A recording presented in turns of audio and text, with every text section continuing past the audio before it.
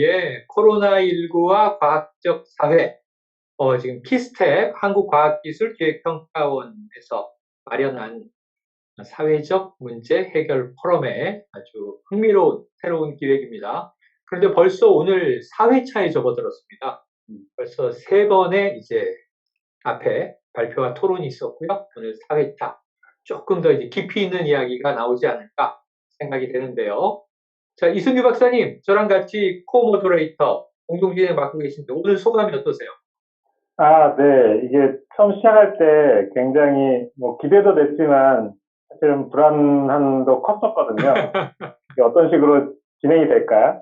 그래서 뭐 조금 만족스러운 부분도 있었고, 또, 이게 다음에는 또 이렇게 하면 더 좋겠다. 뭐 그런 것들도 많이 깨닫고 있습니다. 어쨌든 뭐 김우재 박사님이 처음에 이제 과학적 사회라고 하는 키워드를 던져주셨고, 또 그러한 큰 그 주제 하에서 이제 세부적인 내용들을 2회, 3회 다뤄봤고요. 오늘은 저희 김태형 학부님이 어떻게 보면은 우리가 코로나19가 이제 끝날 시점을 기대하는 그런 단계에 접어들고 있는데 아직은 뭐 좀 남아있지만 그 남은 기간 안에 가장 좀 핫한 그 이슈가 될 만한 게 결국은 변이 바이러스인 것 같아요. 그래서 네, 그런 부분에 대해서 좀 더 과학기술인의 시각으로 많은 내용들을 말씀해 주실 것 같아서 굉장히 기대가 됩니다. 네, 맞습니다.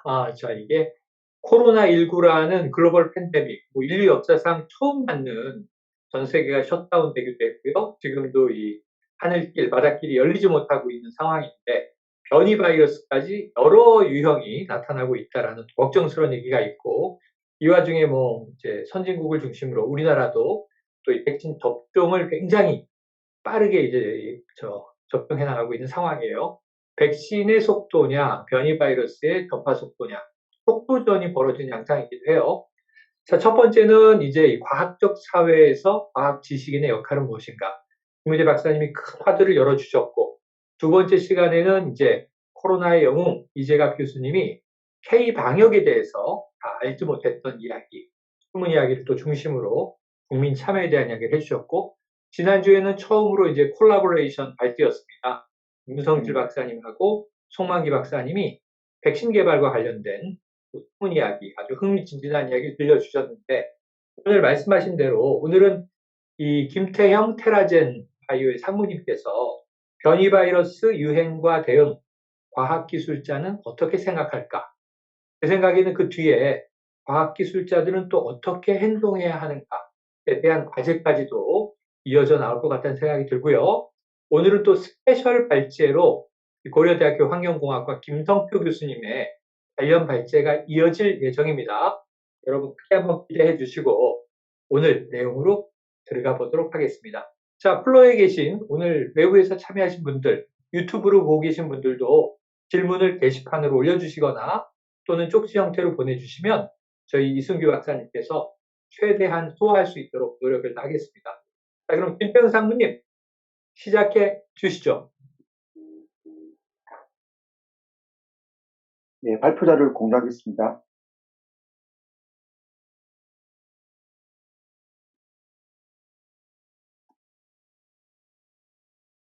발표 자료가 나오나요? 잘 나오고 있습니다. 이제 제 목소리도 잘 들리는 거죠? 잘 들리고 있습니다. 예. 그럼 시작하겠습니다. 네. 제가 오늘 발제할 내용은 이제 변이 바이러스 유행과 대응, 과학 기술자는 어떻게 생각할까라는 주제로, 제가 이제 작년 코로나19 팬데믹 초기부터 계속해서 일반인들에게 쉽게 이야기하는 목적으로 이제 어떤 수준의 좀 약간 낮은 수준, 그러니까 쉬운 수준으로 이제 페이스북에 글을 올리기 시작했는데, 특히 이제 코로나19 팬데믹 동안 일어나는 사건들에 대해서 이제 가급적이면 과학적 내용하고, 이제 과학자들이 활약하는 그런 내용들 위주로 이제, 특히 이제 제 전문 분야인 유전체 관련한 내용들 위주로 해서 올렸었습니다. 그래서 이번 발제 때도 보니까 한 1년 5개월 동안 제가 페이스북에 계속 글을 올렸더라고요. 그 내용들을 약간 서머리해서 그 주요 내용들, 이슈들 내용들, 변이 바이러스와 관련된 이슈들 내용들을 위주로 해서 정리해서 소개해 드릴 겁니다. 2019년 12월 8일에 첫 코로나 바이러스에 대한 첫 정례가 발표가 되고, 2020년 1월 6일 날 바이러스가 동정이 되었습니다. 그때 이제 중국 정부랑 WHO가 이제 팬데믹 선언을 이제 주저하고 있을 때인데 중국 과학자들이 이제 이 바이러스 게놈 데이터를 해독을 하고 3만 개 연기세를 완벽하게 해독하고 공개를 합니다. 이게 이제 1월 10일이었고요. 제가 놀랐던 것은 이제 이때 당시 누구도 이제 이 바이러스 정체를 전혀 파악하지 못하고 우왕좌왕할 때였는데 이 정체 불명의 감염병에 의한 이제 아웃브레이크의 원인이 되는 이 바이러스 게놈 데이터를 중국 과학자들이 사회주의인데도 이제 과학자들이 독단적으로 이제 뭐 공개하면서 나름 이제 초반에 과학자들을 통해서 이 바이러스의 오리진도 밝혀내고 진단키트도 개발하고 백신도 디자인할 수 있는 쾌거가 있었던 것 같습니다.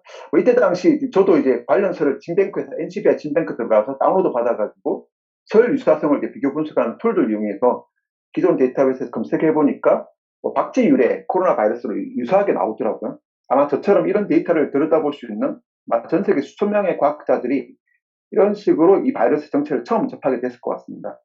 이때 당시 이제 제가 처음으로 페이스북에 올린 내용을 보면은 논문들을 찾아보니까 논문이 한 편도 없더라고요. 이때 당시 진뱅크에 데이터는 올라왔는데 실제로 이제 뭐 출판된 논문은 전혀 없었고 바이아카이브에 8편 정도 이제 논문이 올라왔었습니다. 그리고 이제 뭐 지금 이제 1년 4개월 정도 지났는데 보면은 코로나19 정체를 밝혀내려고 전 세계 과학자들이 노력으로 이제 논문만 14만 편, 사람을 대상으로 한 임상시험이 5,761건, 그리고 그때는 데이터 딱 하나 올라왔는데 지금 170만 건의 게놈 데이터가, 풀 데이터가 올라와 있습니다. 그만큼 이제 전 세계 과학자들이 관심을 가지고 연구를 좀 하고 있고 많은 것을 밝혀내고 있는 것 같습니다. 그리고 이제 코비드19 발병 직후에 미국 CDC 과학자들이 엄청 중요한 일들을 한 것 같은데 이때 당시 가장 중요했던 이제 RT-PCR 프라이머와 이제 프로보 정보를 중국에서 올린 그 코로나 바이러스 게놈 데이터를 들여다보고 또 미국에 이제 처음 입국한 그 감염자 2명의 유전체 데이터를 분석을 해서 그 프라이머를 디자인을 한 거죠. 그래서 그와 관련된 리얼타임 RT-PCR 패널 실험과 관련된 자세한 프로토콜 모두를 이제 공개함으로 인해서 전 세계 정부기관, 기업들, 병원들 이제 이걸 활용해서 이제 최적화된 코로나 진단법을 도입하는데 큰 공헌을 했던 것 같습니다. 그리고 이제 뭐 잘 아시겠지만 독일에 초반에 이제 코비드-19에 대응해서 잘 대처할 수 있었는데 사실은 뭐 물리학자 출신의 앙겔라 메르켈 총리도 있었지만 사스코브2 테스트 키트를 가장 먼저 미국보다 좀 더 빠르게 개발한 크리스티안 도로스텐이라는 훌륭한 바이러스 과학자도 있었습니다. 그래서 뭐 가능했던 것 같은데 이게 우연이 아닌 게 이제 크리스티안 도로스텐 박사는 2003년 중국 내 사스 아웃브레이크 때도 이 테스트 키트를 개발해서 세계 최초로 개발해서 했던 분이기도 합니다. 그리고 이제 작년 1월 30일에 이제 인도 연구자들이 참여해서 이 바이러스 게놈 데이터를 들여다보면서 논문을 냈었는데 이제 큰 이슈가 되었죠, 이제. 여기 이제 멀티플 라이먼트 된 논문 피규어를 보게 되면은 코로나 환자에서 이 특정 4개의 영역이 서열들이 계속 나타나고 이 영역을 이제 검색해 보니까 HIV 바이러스의 GP120과 개그 도메인 영역에 발견되는 별도가 일치된다는 것입니다. 한마디로 말하면 이제 중간 호리존털 진 트랜스퍼에서 삽입된 것 같고, 그거는 이제 인위적인 어떤 게놈 조작일 거라고 이제 인도 연구자들이 썰을 푸는 거죠. 근데 이제 이게 바이오하카가 올라오자마자 전 세계 많은 과학자들이 유준치 않은 연구자들이 다 들어와서 그 썰 받아다가 이제 아까 블라스 서치 같이 이제 게놈 데이터를 서치를 해본 거죠. 그랬더니 뭐 사스 코로나 바이러스, 뭐 사스 라이크 바이러스에 모두 이제 죄다 걸려드는 겁니다. HIV 바이러스만 그런 게 아니라. 그래서 이제 해퍼닝으로 끝난 거죠. 이제 이제 HIV 바이러스에 유입된 거 아니다라고 이제 그래서 끝내는데 논문이 철회되었는데 문제는 그러고 끝이 나지 않았습니다. 이번 기회에 이제 중국을 이제 박살내고자 하는 마음먹은 이제 유럽 또는 미국의 서방 국가들의 이제 중심으로 정치인들이 계속 이야기를 하고 있고, 하물며 이제 프랑스에 있는 노벨상까지 받은 수상한 과학자까지도 중국 정부가 이 코로나19 바이러스 게놈을 조작해서 유출시켰다 주장해서 일파만파 이제 퍼져갔었는데, 특히 이제 여기 보이는 중국 출신의 정확하게는 이제 홍콩 출신의 옐리먼 박사죠. 이분이 나와가지고 이제 바이러스 연구를 좀 자기 해봤는데 중국 정부가 우한 연구소를 통해서 인위적으로 바이러스를 조작했고 실험을 했고 그래서 이 바이러스가 유출됐다. 그래서 미국으로 망명까지 가가지고 미국 보수 언론의 대표적인 그 방송사인 팍스 TV에 계속 나오면서 연일 이제 이런 얘기를 계속 하는 거죠. 그래서 지금은 이제 그런 말이 나오지 않는데 작년 가을까지도 계속 이런 얘기가 나왔던 것 같습니다. 그런데 이제 뭐 이런 사태가 자꾸 일어나니까 바이러스 조작설, 뭐 중국 실험실 유출설 이런 것들이 나오니까 이제 과학자들이 안 그렇지 않다. 1월 10일에 이 데이터를 들여다보니까 실제로 수십 편의 독립적인 논문들이 나왔고 게놈 조작의 흔적이 전혀 발견되지 않았다. 그리고 생물학적 무기로 개발된 근거가 과학적 근거가 전혀 없다라고 이제 공동성명서를 이제 한 30명 정도인가 이제 란셋 저널에 발표까지 합니다. 이제 그때가 2월 19일이고요. 아주 일찍 발표를 했었죠. 그리고 파우치 박사도 중국 랩에서 이제 만들어졌다는 어떠한 과학적 근거도 없다. 계속해서 주장해왔고요. 네, 그러면 이제 코로나19 바이러스가 어떻게 유래되었나, 뭐 오리진은 무엇이냐 궁금해 하실 텐데, 많은 과학자들은 코로나19의 원인이 된 사스코브트의 오리진은 동물과 동물 간 감염에 의해서 조련변이 획득이 되었다는 쪽으로 가닥을 잡아가는 겁니다. 왜냐하면 이제 중국과 미국 과학자들이 작년에 5월 30일에 사이언스전에 발표한 논문에 따르면은 여러 포유동물들에서 유래된 사스 유사 또는 사스 바이러스 수십 개를 이제 비교해준 컴플렉티브 지노믹스 분석을 해서 이 3만 개 염기술 영역에서 지금 사스코브2는 스파이크 프로테인의 이제 안티제닉 시프트가 크게 일어나서 지노믹 리콤비네이션에서 이제 신종 바이러스 항원이 이제 발생했는데 그런 영역이 3만 개 염기술 전체 다양하게 있었다는 겁니다. 저기 이제 그 중에 하나가 이제 튀어나왔고 그게 인류가 단 한 번도 경험하지 못한 사스코브2였다는 거죠. 이제 신종 바이러스 항원에 의해서 인류가 이제 팬데믹을 맞았고, 그러다 처음으로 이제 나름의 과학적 자료를 근거로 해서 이야기를 하기 시작했습니다. 뭐 그런 중에 이제 중국은 또 자기들 나라에서 퍼진 거 아닌 것 같기도 하다고 뭐 주장을 또 했었죠. 그런데 이게 사실 이게 말이 안 되는 게 이미 2007년도인가 이제 홍콩대학교 원구경 교수라는 분이 그 클리니컬 마이크로바이올로지 리뷰 저널에 출판한 논문이 있었습니다. 35페이지 정도 되는 긴 논문인데 마지막 논문 말미에 중국 남부의 야생 포유를 섭취하는 문화가 중국 내에 있었고, 그 박쥐와 같은 사스코브2 유사 바이러스의 저장소가 존재하고 있어서 언제 터질지 모르는 시한폭탄이었다고 이미 2007년도에 이제 언급을 해왔던 거죠. 그리고 그 중국 남부 쪽의 특정 마을에는 사스 유사 바이러스에 감염되어 이미 항체가 형성된 사람이 절반 이상 된다는 이야기도, 항체가 형성된 사람이 있을 정도로 이미 다른 지역, 중국이 아닌 다른 지역에서 유래되었다는 것은 정말 말이 안 되는 듯합니다. 그리고 이런 논문들이 계속 나오고 있어서 중국이 아닌 다른 나라에서 코로나 바이러스가 유래되었을 거라는 것은 설득력을 잃어가는 것입니다. 그리고 이제 얼마 전에 WHO가 사스코브2 기원에 대해서 발표를 했었죠. 내용을 요약하면은 앞에 말한 것과 같이 이제 동물과 동물 간 감염 전파에 의해서 돌연변이가 생긴 신종 바이러스가 발생했고 사람에 전파되었다. 이렇게 발표를 했습니다. 여튼 WHO도 그렇고 미국 CDC도 그렇고 한국 질병관리청도 그렇고 세계 보건기구들이 초미의 관심을 가지고 들여다보고 있습니다. 사스코브2 이외에 사스코브3, 메르스3 메르스2 이런 것들이 나올까봐 이제 걱정을 하고 있고, 또 다른 변종 바이러스가 나올 걸 대비해 계속 수시로 이제 보고를 하고 있는데, 아직까지는 그렇다 우리가 코비드 19이라고 하는데 코비드 20, 코비드 21 이렇게 명명을 붙인 건 아직 보고되지 않고 있죠.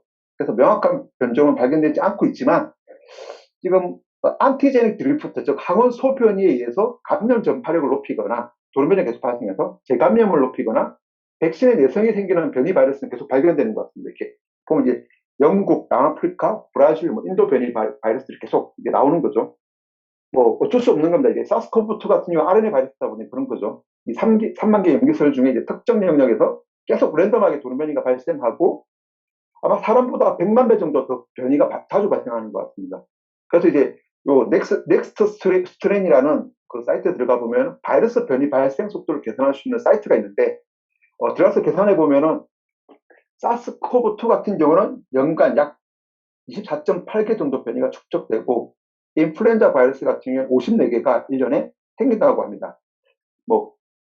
사스코브2는 여러 다른 RNA 바이러스보다는 돌연변이 발생 속도가 상대적으로 좀 느린 것처럼 보이고요.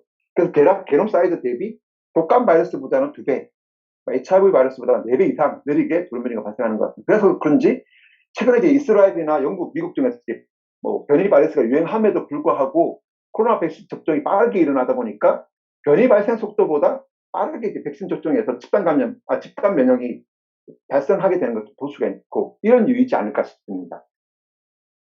그리고 이 장비는 민아이온이라는 초소형 게놈 해독 장비인데 24시간 내에 현장에서 시퀀싱 할 수 있는 전 세계 유일한 초성 게놈 시퀀스입니다. 이 시퀀스를 그 중국 우한 지역에서 감염병이 돌자마자 우한시가 영국 옥스퍼드 나노포 회사에서 이제 주문을 했답니다.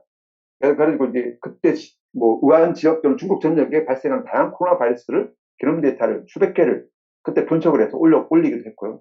그리고 이제 가장 많이 쓰는 장비는 이제 미국의 일루미나에서 만든 노바시간 장비를 이용해서 지금 뭐 영국의 시퀀싱 엄청나게 하는데 생어 연구소라든지 코브 UK 컨소시엄 그리고 미국의 헬릭스 같은 그런 연구소에서 도입해서 코로나 바이러스 유전체 분석을 뭐 본격적으로 하고 있습니다. 근데 이 NGS 기술이 과거 2003년 사우스 아웃브레이크 당시만 해도 뭐 개발되지 않아가지고 엄청난 비용으로 그때 뭐 유전체 분석을 해야 돼서 데이터 공개가 많이 안 됐습니다. 2003년 사우스 아웃브레이크 때만 해도. 그런데 이 기술이 2007년도에 들어서면서 개발되고 NGS 기술이 개발되고 하면서 2012년 메르스 아웃브레이크 때 이제 활약하기 시작합니다. 그리고 에볼라 아웃브레이크 때도 쓰고 지금 이제 코비드 19의 유전체 분석하고 변이 바이러스 모니터링에 엄청나게 활약하고 지금 보시면은 175만 건 오늘 아침에 이제 캡처한 건데 175만 건 데이터가 올라와 있습니다. 전 세계 많은 선진국 위주로 데이터를 생산하고 있고요.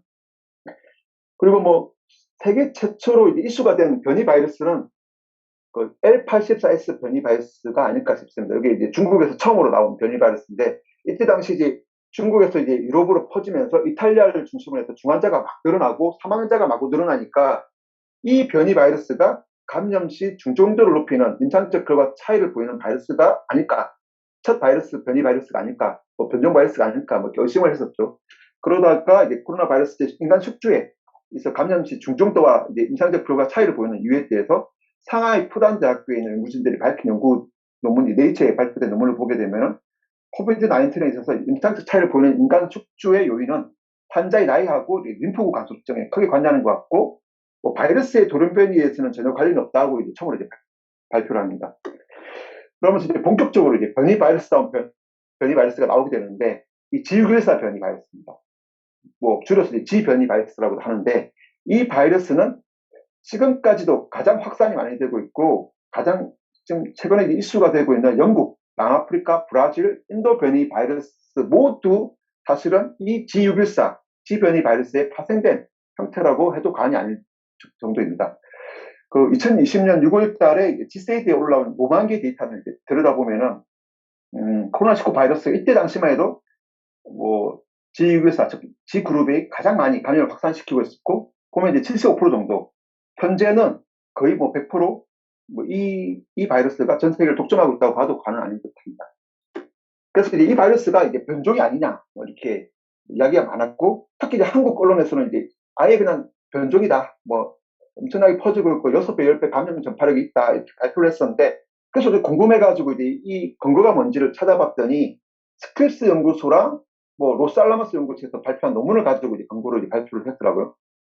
스크립스 연구소에서는 세포 감염 결과, 그다음에 로스알라모스 연구소에서는 이제 체내 바이러스 로드를 측정해서 6배, 10배 감염 전파력이 높다 이렇게 했는데 사실 이 논문들을 보게 되면은 사람 간 감염 전파력을 이야기하는 것이 아니라 그냥 뭐 세포 내 침투하는 거, 그다음에 바이럴 로드가 증가하는 거 이 정도만 이야기를 했고 그걸 뭐 트랜스미션에서 이야기하려면 충분한 임상 데이터가 필요하다고 그 논문에서 언급을 하고 전혀 이제 근거가 없는 거죠. 언론에서 말하는 것들이. 그런데 뭐 제대로 읽어보지 않았던 것 같습니다. 어쨌거나 이제 6배, 10배 이런 내용들은 아니었던 것 같고 근데 이제 본격적으로 이런 과학적 근거가 나온 게 영국에서 이제 시퀀싱을 엄청나게 하면서 특히 이제 코브 UK 컨소시엄 프로젝트에서 그때 이제 엄청나게 돈을 들어가지고 46,000개의 사스코브2 게놈 데이터랑 임상 데이터가 매핑된 결과가 발표가 됐다. 그때 기존 바이러스에 비해 약 1.2배 정도 감염 전파를 시키는 것 같다. 뭐 그래서 아마 최초의 과학적 근거가 있는 데이터 발표가 있었던 것 같고요. 그 이후로는 이제 이런 식으로 이제 과학적 근거를 충분히 있는 이제 사람 간 감염 전파를 영국에서 계속 발표를 하고 있습니다. 최근에 뭐 영국 변이 바이러스, 인도 변이 바이러스까지도. 네. 그리고 한국에서도 이 G614 변이 바이러스가 뭐 4월부터 해서 조금씩 유입되기 시작하다가 5월에 발생한 이태원 클럽을 기점으로 해서 비율이 확 늘어났습니다. 이때부터 지역 감염을 통해서 계속 이제 확산이 되고 있고, 근데 흥미로운 것은 뭐 대구 경북 지역에서 유행했던 D614 타입, 뭐 G614 타입 전에 D614 타입인데 중국발이죠. 그 바이러스들은 5월 이후로는 전혀 확산되지 않고 지역 감염에 이제 전혀 발생되지 않는 패턴을 보입니다. 즉 대구 경북 지역에서 대규모로 확산돼 코로나 바이러스는 이제 전국적으로 완전히 소멸된 듯한 패턴입니다. 그래서 뭐 이때 당시 여기에 대해서 이 지변이 바이러스에 대해서 변종 바이러스가 이제 뭐 출몰했고 이 바이러스에서 이제 백신도 무용지물이 아니냐 뭐 이런 언론들이 기사들을 막 쏟아냈었는데 그때 마침 이제 메드아카이브의 독일 바이오엔텍 백신에 대한 그 뭐 실험 결과가 발표가 됐습니다. 놀랍게도 이제 논문 연구 결과를 따르면 정반대로 면역 반응이 더 잘 된답니다. 뭐 마찬가지로 지우일사 변이에 대해서 아스트라제네카, 모더나, 뭐 노바백스 백신까지 다 보호 면역을 충분히 가지는 것을 이제는 알게 되었고요. 그리고 이제 작년 연말부터 계속해서 이제 확산되고 있는 가장 중요한 바이러스가 영국, 남아프리카, 브라질 변이 바이러스인데 이 바이러스의 어떤 변이 바이러스, 스파이크 프로테인의 변이 바이러스를 정리한 내용입니다. 이렇게 보시면은 남아프리카 변이와 이제 브라질 변이는 자연 감염과 그러니까 백신에 대해서 내성이 생겼을 거라고 보고 있고 예측하고 있고 항원 소변이가 이제 발생해서 이제 바이러스들이어서 이제 전 세계 과학자들이 이제 주의 깊게 보고 있는데 흥미로운 것은 이 세 바이러스가 이렇게 통적으로 이렇게 진화해서 온 게 아니라 독립적으로 수렴 진화했을 거라고 보고 있습니다. 뭐 그래서 이제 영국 변이랑 이게 뭐 남아프리카 변이 같은 경우는 N501Y를 공유하고 있고 남아프리카와 이제 브라질 변이 바이러스는 4개의 변이를 공유하고 있는데 이게 독립적으로 진화했기 때문에 이게 우연히 4개의 변이를 공유하기 쉽지는 않습니다. 그래서 아마도 독립적으로 발생했긴 하지만 남아프리카와 이제 브라질에서 발생한 이 변이들은 좀 더 재감염 또는 백신 내성과 같은 면역에 대해서 강한 어떤 셀렉션 프리쇼를 받아서 랜덤 변이가 아니라 새롭게 항원성을 변화시키는 것과 관련한 항원 소변이를 선택적으로 발생하지 않았나라고 의심을 하는 겁니다. 그래서 뭐 좀 초미의 관심사를 가지고 있고요. 그리고 이제 특히 이제 관심 가지는 건 이 그래프죠. 이제 보시면은 변이 바이러스들이 얼만큼 면역 회피를 하느냐, 능력이 얼만큼 가지고 있느냐 이건데 이 그림에서 보듯이 남아프리카 변이 바이러스가 가장 현존하는 변이 바이러스 중에 가장 백신이나 재감염 가능성이 높은 변이 바이러스로 이렇게 보이게 됩니다. 그리고 그 외에 이제 약 1년 5개월 동안 코로나19 팬데믹이 있는 동안 다양한 변이 바이러스가 발생한 걸 볼 수가 있고요. 뭐 여기 이제 영국, 남아프리카, 브라질 변이 바이러스 외에도 처음 들어보는 뭐 수십 가지의 다양한 변이 바이러스가 이미 존재하는 것을 볼 수가 있습니다. 이 바이러스가 발생한 지역에 감염 확산을 초기에 저지하지 못하면 이 바이러스는 계속해서 또 확산될 것으로 보이고 있고요. 특히 이제 영국 변이 바이러스 같은 경우는 작년 11월에 이제 뭐 발생해서 발견되기 시작했는데 한 달 만에 12월에 이제 영국 전체가 이제 도미넌트한 바이러스로 이제 확정이 되었고요. 그리고 빠르게 이제 이웃 국가로 확산되면서 올해 3월, 뭐 3개월 정도밖에 안 지났는데 유럽 12개 국가에서 영국처럼 우세종으로 많이 바뀌었습니다. 그래서 현재 진행 중인 전 세계 감염 확산은 이 영국 변이 바이러스에서 이제 주도하는 것 같이 보이고 감염 전파력이 기존 바이러스에 비해서 한 50% 정도 전파력이 높다는 이야기를 하고 있습니다. 뭐 그래도 불행 중 다행인 것은 이 영국 변이 바이러스는 아까 지 변이 바이러스와 마찬가지로 감염 전파력은 높지만 아직까지는 백신 내성 기능을 획득하지는 않은 것으로 보인다고 합니다. 다행인 거죠. 그리고 이제 미국에서 이제 최근에 약 2조 원의 예산을 투입해서 바이러스 게놈 분석 및 변이 바이러스 모니터링을 대규모로 이제 진행하고 있는데 여기 이제 보라색으로 보이는 게 뉴욕에서 발견된 뉴욕 변이 바이러스입니다.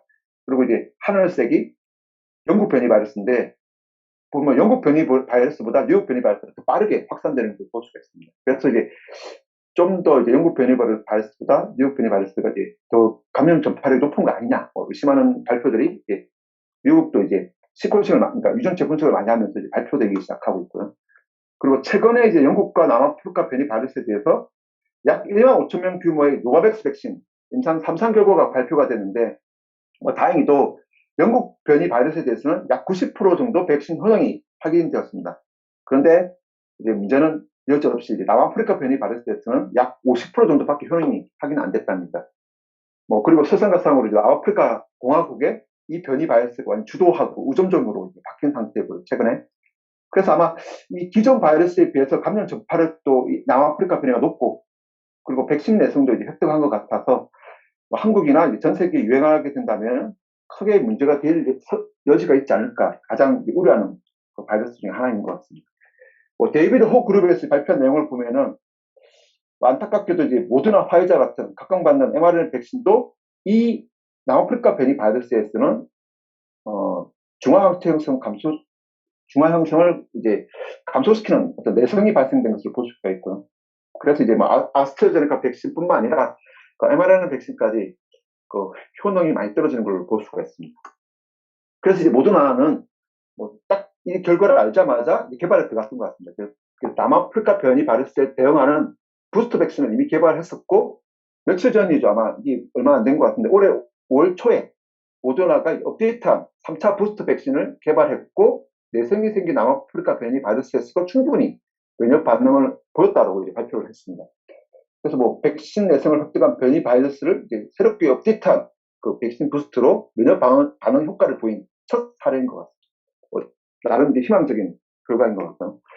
그리고 가장 최근에 이제 문제가 되고 있는 인도에 이제 뭐 확진자가 엄청나게 늘어나고 40만 명까지 하루에 뭐 늘어나고 있는데 미국이 한참 많이 늘어날 때 40만 명이었던 것 같은데 인도가 더 많이 늘어나는 것 같아요. 그 원인은 이제 인도 변이 바이러스에서 이제 확산되었다고 이야기를 하고 있고 뭐 스파이크 프로테인 영역의 이중 변이, 요즘 3중 변이까지 이야기가 나오고 있는데 인도 환경에 완전히 적응해서 이제 확산된 거라고 이야기를 하고 있는데 강한 선택압을 받아가지고 면역 회피 능력과 이제 감염 전파력까지 이 둘 다 균형을 획득하지 않았을까 하고 예상하고 있는 것 같습니다. 올해 2월 달까지만 해도 뭐 20%밖에 안 됐는데 4월 들어서 80%까지 우점적으로 바뀌고 있습니다. 이 인도 바이러스가. 그리고 영국이 워낙 시퀀싱을 많이 하다 보니까 영국에서도 이 인도 변이 바이러스가 빠르게 확산되는 것을 실시간으로 확인되고 있고요. 뭐 보시면 세너 연구소에서 홈페이지 들어가 보면 인도 변이 바이러스가 이렇게 막 증가되는 패턴이 나옵니다. 그래서 뭐 영국 변이 바이러스가 뭐 기존 바이러스에 비해서 50% 이상 감염 전파력이 높다고 했는데 이 영국 변이 바이러스보다도 또 50%이 인도 변이 바이러스 높다, 감염 전파력이 높다라고 이야기가 나오고 있습니다. 그래서 뭐 영국 과학자들 덕분에 이제 예전 같았으면 몇 개월이나 뭐 1년 정도 걸려서 이제 특정 변이 바이러스 감염 전파력을 우리가 예상했을 수 있었는데 영국 덕분에 이제 실시간으로 알게 되는 뭐 장점도 있는 것 같습니다. 그리고 영국이 이렇게 이제 코로나19 바이러스 개념 데이터를 전체를 이제 오픈하고 바로바로 공개하면서 45만 건 정도 이상의 데이터를 분석해서 공개를 하고 있어서 영국의 이제 변이 바이러스 양상이라든지 백신 접종에 의한 뭐 방어 능력이라든지 뭐 중증도 감소 효과 이런 것도 볼 수가 있는데 여기 보시면 이제 영국 북서쪽에 볼턴과 블랙번 지역의 데이터를 보면은 인도 변이 바이러스가 엄청나게 이제 증가하고 있고, 근데 이제 최근에 이제 영국 사람들이 이제 거의 백신 접종을 이제 60대 이상은 다 받았기 때문에 젊은 층에서는 상대적으로 확진자가 증가하는데 노인 인구에서는 상대적으로 적게 발생하는 걸 볼 수가 있습니다.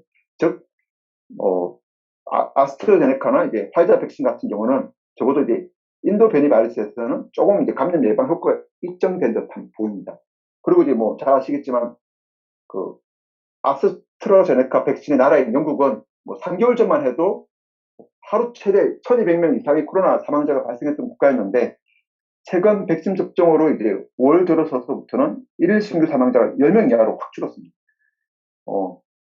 현재 코로나19 팬데믹으로 영국에 이제 바이러스가 본격적으로 상륙한 2020년 3월부터 지금까지 가장 최저치 사망률을 보여주고 있고요.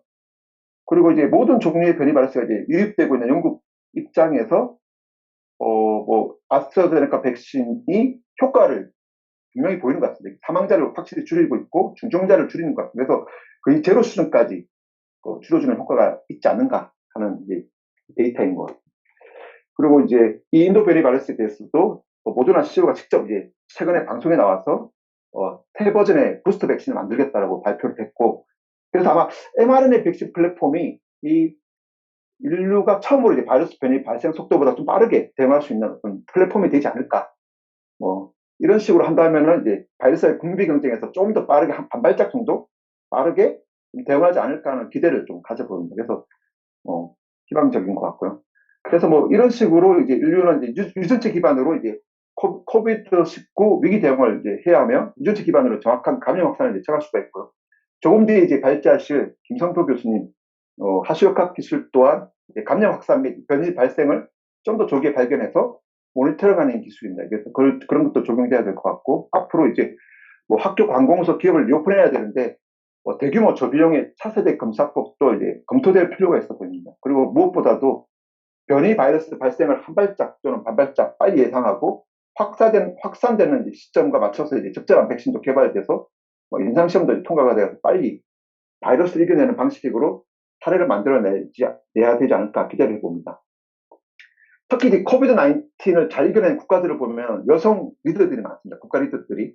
이분들의 공통점이 여성인 것도 있지만 무엇보다 이제 과학을 신뢰하고 과학적 의사결정을 최우선적으로 함으로써 이제 뭐 상대적으로 다른 나라에 비해서 훨씬 좋은 방역의 결과를 얻어낸 것 같습니다.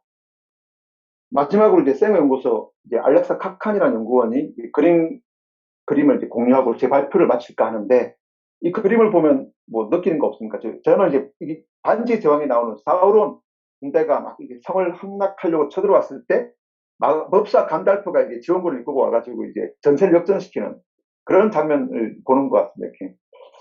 그래서 뭐 과학자들이 이제 그런 역할을 할 거다. 좀 뭐 사회적 거리를 두고 집에 잘 머물러서 비자를 발랑하고 이런 내용입니다.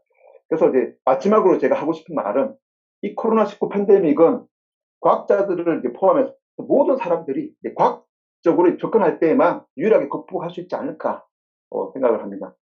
뭐 제 발제는 이것으로 마치도록 하겠습니다. 네, 감사합니다.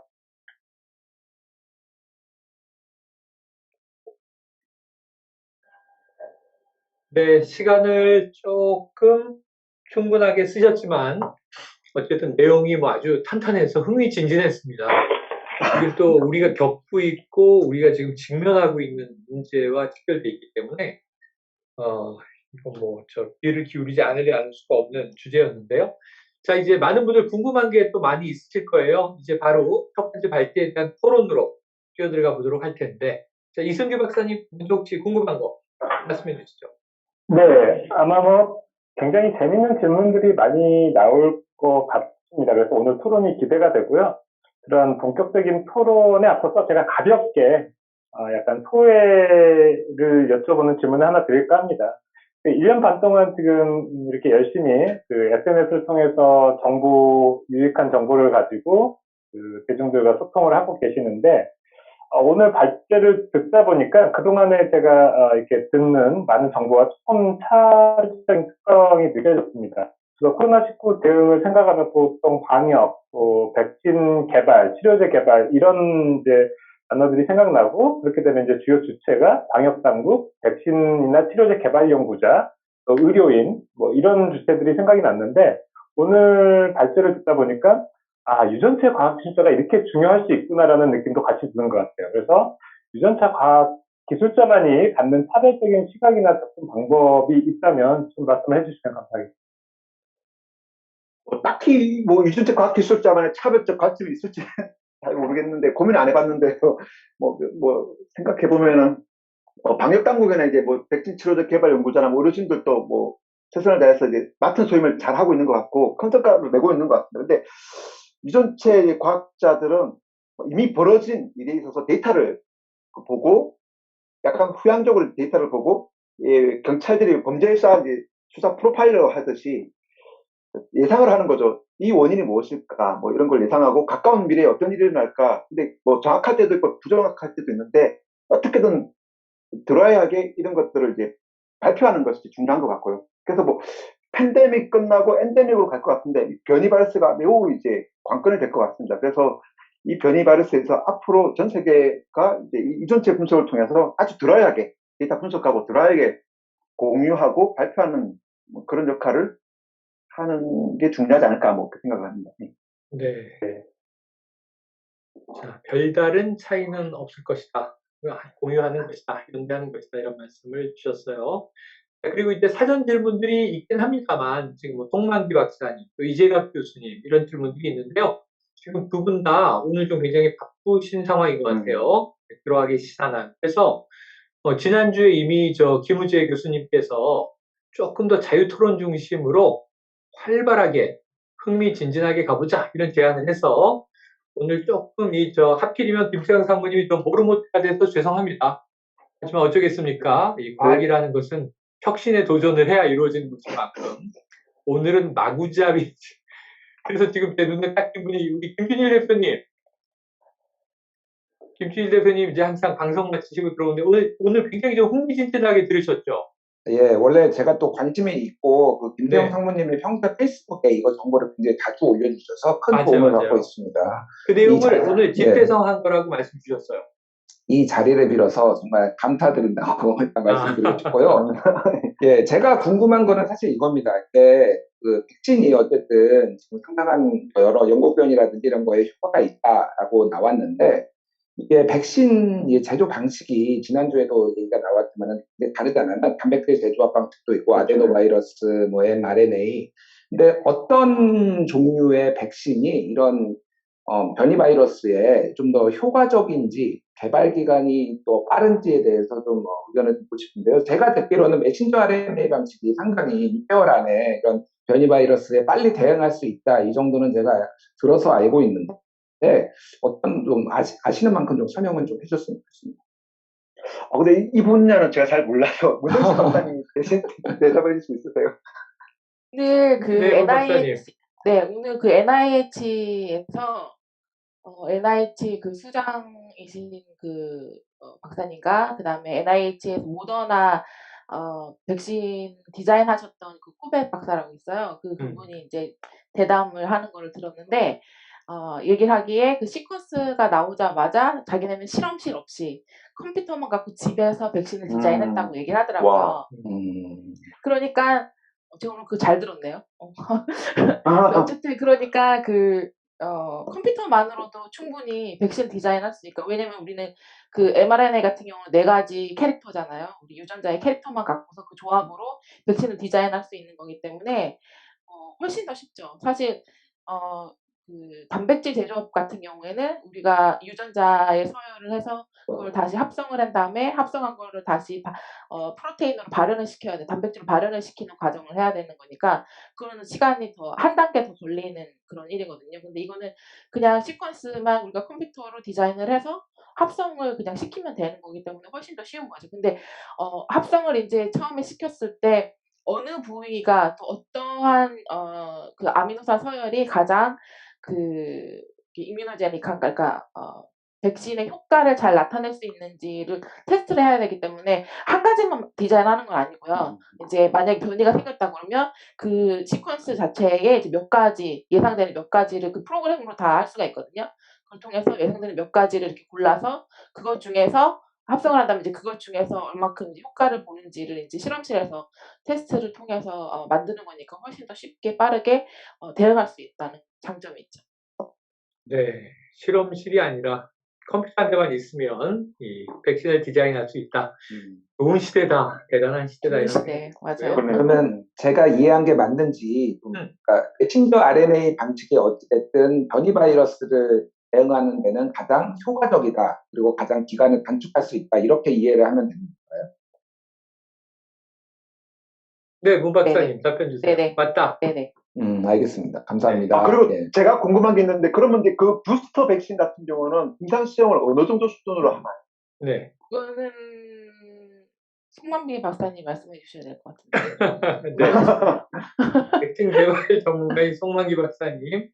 네. 또 이 자리에 안 계시기, 들어오셨네요. 들어오셨네요. 네. 송 박사님, 네. 지금 아주 치열한 그 이 토론의 와중에 이 3차 접종, 부스터샷, 그건 네. 임상 실험을 얼마나 해야 되느냐는 질문이 나왔습니다. 얼마라는 게 양적인 얘기인가요? 양쪽이겠죠. 지금 시간은 다 단축되고 있는 상황이잖아요.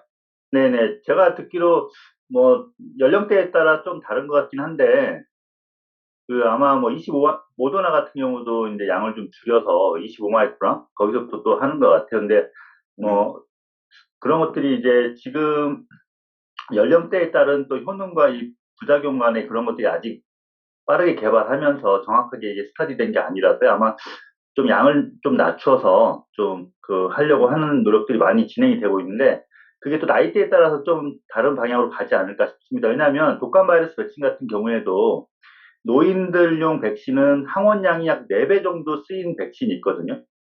그러니까 보통 이 일반 성인에 비해서.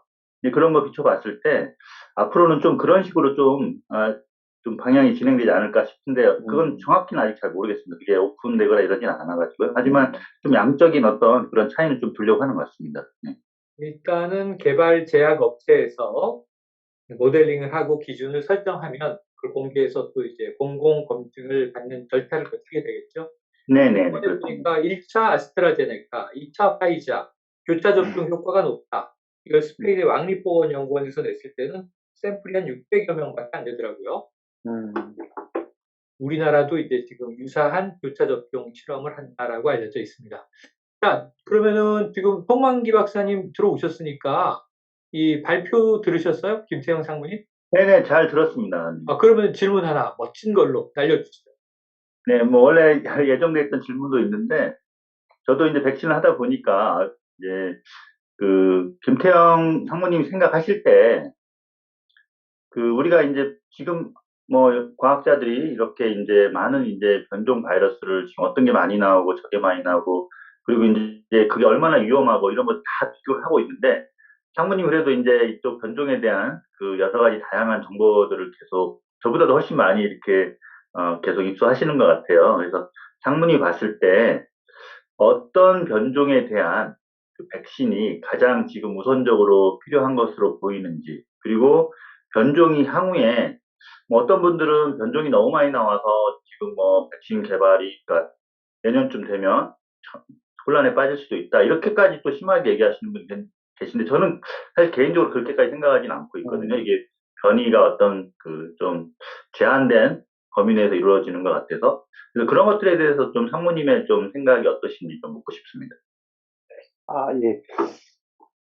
제가 생각할 때는 변종이 두 가지 분류가 있는 것 같은데, 그걸 혼합해서 이야기하니까 이렇게 헷갈리는 것 같은데, 하나는 이제 안티제닉 시프트라고 해서 이제 완전히 지금 사스코브2 같이 제네틱 리콤비네이션에서 완전히 새로운 항원이, 신종 항원이 생긴 그런 바이러스가 하나 있고, 지금같이 조그맣게 이제 점도련 변이가 생겨서 약간 뭐 재감염률이라든지 뭐 백신 내성이 생기는 이런 제네틱 드리프트 현상을 보이는 두 가지 갈래가 있는데, 아까 이제 크게 변하는 그런 사스코브2 같이 완전히 예전에 뭐 2003년도에 생겼던 사스코브가 지금 사스코브가 될 때까지 뭐 17년 정도 걸렸잖아요. 그리고 뭐 17년 동안 세 개의 코로나 바이러스가 또 나왔잖아요. 신종 코로나 바이러스가 뭐 사스, 메르스, 그다음에 사스코브2 이렇게 나왔고, 최근 6년 사이에 뭐 에볼라, 지카, 뭐 댕기 바이러스가 계속 나오는 걸 보았을 때 저는 약간 새로운 변종 바이러스가 계속 나오지 않을까, 뭐 이렇게 예상을 하고 있고, 야생 동물들로부터 이제 사람으로 이렇게 넘어오는 그런 패턴들인데, 뭐 계속 이제 사람이 이제 숲을 침탈하고 이제 나무를 베고 하니까 뭐 어쩔 수 없이 동물들이 밖으로 나오고 유입되는 것 같아요, 이렇게. 그래서 뭐 이런 현상들은 또, 그리고 아까 제 발표에도 보였었지만 뭐 이미 사스코브2 데이터베이스 이렇게 들여다보면은 이 3만 개 염기소열에 이 스파이크 프로테인 말고도 그 안티제닉 시프트가 이런 그 지놈 내에서는 현상들이 많이 발견되고 있어요. 그냥 아직까지 사람한테 접근 안 한 거지. 그냥 유전체 내에서는 많이 존재하고 있습니다, 이미. 그 중에 이제 아주 강한 셀렉션 프레셔를 받아서 튀어나오면은 그게 이제 신종 변종 바이러스가 되는 거죠, 이제. 뭐 그런 것들은 뭐 어떻게 대처할지 잘 모르겠지만 이제 계속 나올 것 같고, 근데 이제 우리가 지금 문제가 되는 건 이제 백신에 대한 내성이 생기는 작게 발생하는 제네틱 드리프트 같은 현상들인데, 뭐 지금 이제 데이터를 쭉 보면은 뭐 영국 변이부터, G 변이부터 해서 영국, 그 다음에 뭐 브라질, 그 다음에 인도, 남아프리카 쪽이 있는데, 모더나가 이제 발표한 것처럼 아마 남아프리카하고 인도 변이 바이러스가 지금 빨리 이제 뭐 mRNA 백신들을 부스트를 만들어서 해야 되잖아요. 왜냐하면 이제 그 임상 자료나 그쪽 리얼월드 데이터를 보면은 재감염도 일어나고 백신에 대한 내성, 뭐 중항체가 잘 형성되지 않는 실험 결과도 보이고 있고 해서 뭐 다 예상했던 것 같아요. 바이오엔텍이나 모더나가. 그래서 빨리 나오자마자 데이터 보고 바로 디자인하고 들어가고 이런 식으로 이제 가는 것 같고, 그래서 앞으로도 이런 것들이 많이 나올 텐데, 그러니까 영국이 지금 잘하고 있는 것 같아요. 영국에서 이제 그렇게 수십만 명의 유전체 유래에 대한 뭐 바이러스들, 뭐 영국 바이러스 들여다보면서 이거는 바이러스 백신을 디자인해야 될 것 같고 이건 아닐 것 같다는 거를 이제 백신 회사들한테 정보를 주는 거죠. 그래서 백신 회사 빨리 또 개발하고 있고, 이렇게 뭐 하여튼 그렇게 해서 이제 인류가 좀 더 발빠르게 대응하지 않을까. 아마 유일하지 않나. 제가 잘 몰라서 그런데 바이러스 변이 속도보다 이렇게 빠르게 대응한 사례가 있었나요? 저도 이제 궁금합니다. 송만기 박사님하고 문철식 박사님, 혹시 사례가 있었나요? 없었죠. 없었죠. 예. 바이러스에 이렇게 출현한 거에 대해서 인플루엔자 외에 저희가 그 출연해 같은 해 이렇게 대응한 적이 한 번도 없었습니다. 1년 내에 한 번도. 네. 그렇죠. 그래요. 그래서 역전을 시킨 것 같아요. 처음으로 이제 인류가 음. 바이러스를 이렇게. 자, 그러면은 이제 지금 이재갑 교수님 들어오셨으니까 발제 못 들으셨죠? 하지만 저 주제와 자료를 공유한 걸 기반으로 사전 질문이든 지금 현재 궁금한 것이든 주로 변이 바이러스와 관련해서 질문을 주시기로 하는데 이제 처음부터 가장 모범적으로 이 자리를 쭉 지키고 계신 하얼빈의 김은재 교수님 먼저 질문하시고 이재갑 교수님 질문 하나 받겠습니다. 제 목소리 들리나요? 잘 네, 들립니다. 잘 들립니다. 형 사모님이 계속해서 페이스북에 한 1년이 넘게 그 유전체와 바이러스 변이에 대해서 그 계속 업데이트를 해주고 계신데, 첫 번째 질문은 혹시 정부에 있는 어떤 이런 정보를 체계적으로 한번 모아보자라는 그 제안이 있었는지가 첫 번째 질문이고요. 두 번째 질문은 올려주신 정보들을 보면 그 뭐 우리가 그 지금 뭐 인류가 그 바이러스 변이보다 빠르게 그 과학 기술을 통해서 유전체 변이를 잡아가고 있고 백신을 개발하고 있는 건 맞는데 과연 한국은 그러고 있는가? 그게 궁금하거든요. 그러니까 한국에서 나오는 유전체 정보가 제가 보기엔 뭐 그 거의 없는 것 같아가지고 그거는 어떻게 체계적으로 그럼 이루어지고 있는지. 그럼 한국은 그런 유전체 정보가 지금 뭐 미국이나 유럽 같은 경우는 뭐 트위터나 이런 데 통해서 굉장히 빨리 공유가 되는데 그렇죠. 한국에서는 뭐 그게 어떤 뭐 정부 조직이나 아니면 뭐 민간 단체든지 뭐 과학자 학회든지 해서 하는 노력이 있는지 좀 알려주십시오. 첫 번째 질문에 대한 답을 하면 뭐 제가 페이스북 올리면은 댓글을 달면서 뭐 공유하겠다 이런 얘기는 하는 것 같아요. 근데 뭐 본격적으로 이렇게 정리해서 하겠다 이런 건 없었고요. 뭐 그렇게 관심 있는 것 같지 않고. 두 번째는 이제 한국에서는 이제 얼마나 이제 외국만큼 이제 뭐 선진국의 영국이나 뭐 아이슬란드라든지 덴마크, 미국 같은 엄청나게 지금 데이터 생산하고 있거든요. 그래서 확진자 대비 평균 10% 이상의 유전체 데이터를 분석해서 변이 모니터링을 하고 있는데 한국은 지금 데이터 보면은 공개된 게 한 5,500건 정도 되고 4% 정도 초반에 이렇게 그것도 많이 늘어난 거예요. 처음에 그 아이슬란드에서 이제 처음에 이제 그 북유럽 아이슬란드에서 막 생긴 그 감염자가 늘어날 때 300개 팍 올라왔거든요. 그때 우리나라 10개 달랑 10개 올라와가지고, 그때 우리 환자 제일 많을 때인데, 10개 올라와가지고, 왜 데이터를 공개 안 하지? 공개 안 할 생각인가? 뭐 그렇게 했었는데, 그 뒤로는 이제 조금씩 그래도 눈치 보면서 올리시는 것 같아요, 이렇게 데이터를. 그런데 이게 턱없이 부족한 거죠, 이제. 지금 뭐, 아이슬란드 77%, 확진자 대비 77% 올리고 있고, 호주 같은 경우는 한 60%. 그다음에 영국 같은 경우는 지금 제일 건수가 많은데, 미국이 지금 제일 많죠, 이게. 미국이 2조 투자하면서 지금 한 48만 건 정도 공개했고, 영국이 한 45만 건 정도 공개했는데, 영국이 한 10% 정도? 확진자 대비.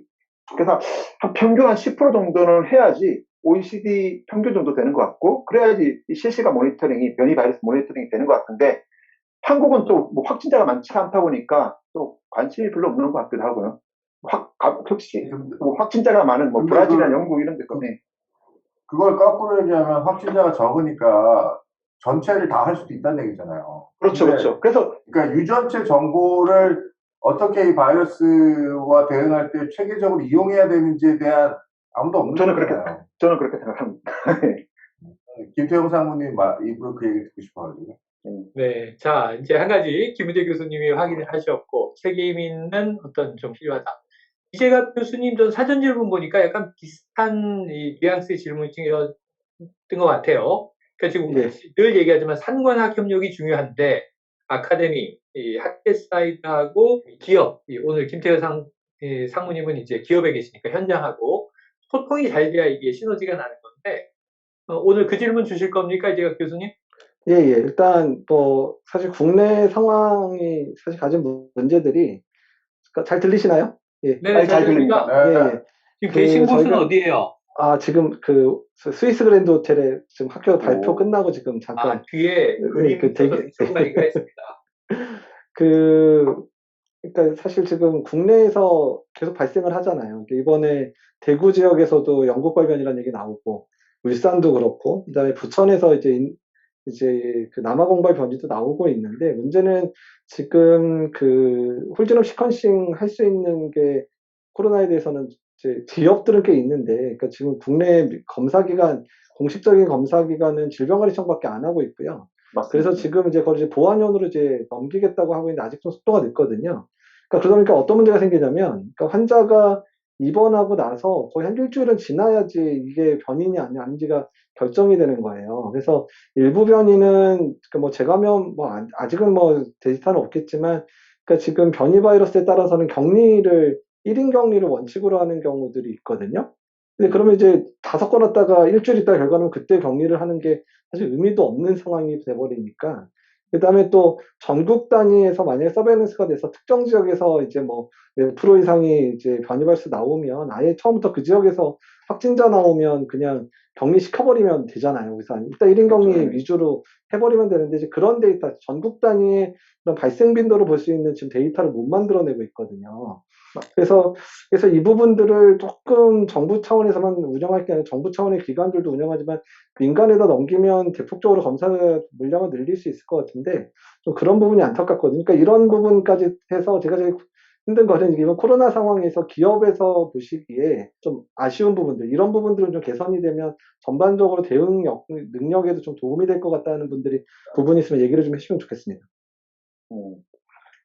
예, 뭐 말씀하신 것처럼 이제 좋은 예인데 이제 아이슬란드 같은 경우는 디코더 제네틱스라는 회사가 있는데 그 회사가 주도를 해서 거의 아마 전수 검사를 했던 것 같은데 이게 확진자 나오면 그냥 다 시퀀싱 하는 거죠. PCR 검사만 하는 게 아니라 다 시퀀싱을 해서 어디서 유입됐는지 어떤 변이가 있는지 그걸 바로바로 이제 공개하고 발표하고 뭐 그러고 있는 것 같고 영국도 이제 여러 기관에서 뭐 생어 연구소도 참여하고 코고 UK도 참여하고 여러 기관 참여하는 것 같고 미국 같은 경우도 뭐 일루미나 그 자회사인 헤릭스라는 회사도 이제 참여하고 있고 한 수십 개 회사들이 이미 뭐각 지역별로 그 홈페이지에 자기 회사 홈페이지에도 올리기도 하고 뭐 이러고 있는 것 같아요. 그런 거 보면 약간 한국은 근데 이제 한국 데이터를 보면은 또 재밌는 게 그 5,500건 정도밖에 안 올라와 있지만 임상 데이터가 완벽하게 들어가 있긴 해요. 중앙에서 관리하다 보니까 일본 데이터는 지금 뭐 10배 정도 올라와 있거나 5만 건 올라와 있는데 임상 데이터가 하나도 없어요. 이렇게.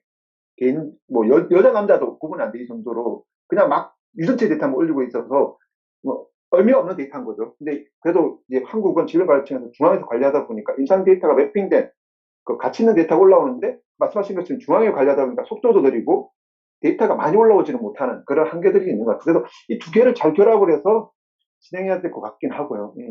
뭐 좀 아마 개선되겠죠. 계속. 네, 자, 그래요. 자, 지금 시간이 많이 흘러가고 있어서 아마 지금 김성필 구려대 교수님도 굉장히 진지하게 앞에 발제 들어주시고 이제 토론 듣고 계신데 아마 질문도 있으실 것 같아요. 포함하여 지금 스페셜 발제 2 준비되어 있는데 하수역학에 대한 이해 및 국내외 연구 동향이라는 지금 김태형 상무님의 발표와 연결이 되면서도 사실은 이 코로나에 의한 글로벌 팬데믹 이후에 우리가 어떤 대응을 할 것인가의 관점이 녹아들어 있을 것으로 기대를 하고 발제를 요청드리겠습니다. 네, 발제 부탁해 주셔서 감사하고요. 제가 시작하기 전에 저도 하나만 먼저 잠깐만 간단한 거 질문만 먼저 하나 하겠습니다. 네. 김태형 상무님, 제가 이제 그 하수역학 뒤에서 말씀드리는 부분하고 어떻게 보면 조금 연관될 수 있어서 좀 관심이 있는 게 저는 온라인, 그러니까 현장에서 측정할 수 있는 홀 시퀀싱에 대한 얘기를 좀 발표하실 때 해주셨는데요. 그게 그러면 지금 그러니까 어떤 특정한 회사들만 있나요? 아니면 한국도 거기에서 관심이 있어서 어느 정도 개발되어 있는 그 수준이 어느 정도 있는지 그게 좀 궁금합니다.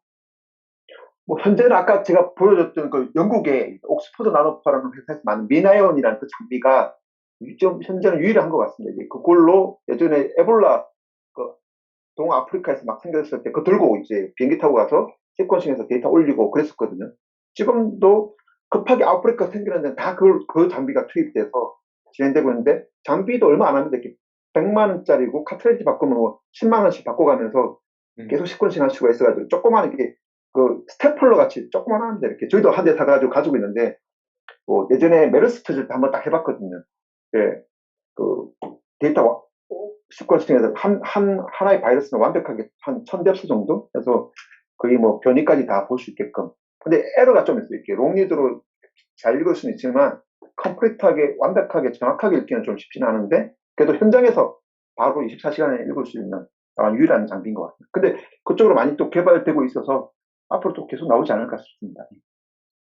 그러면 저희 상무님이 저희 이제 하수도 가지고 해보셨겠지만은 그게 하수 쪽에 있는 전철을 통해서 그것도 가능할까요? 그런 작은 온라인 것도?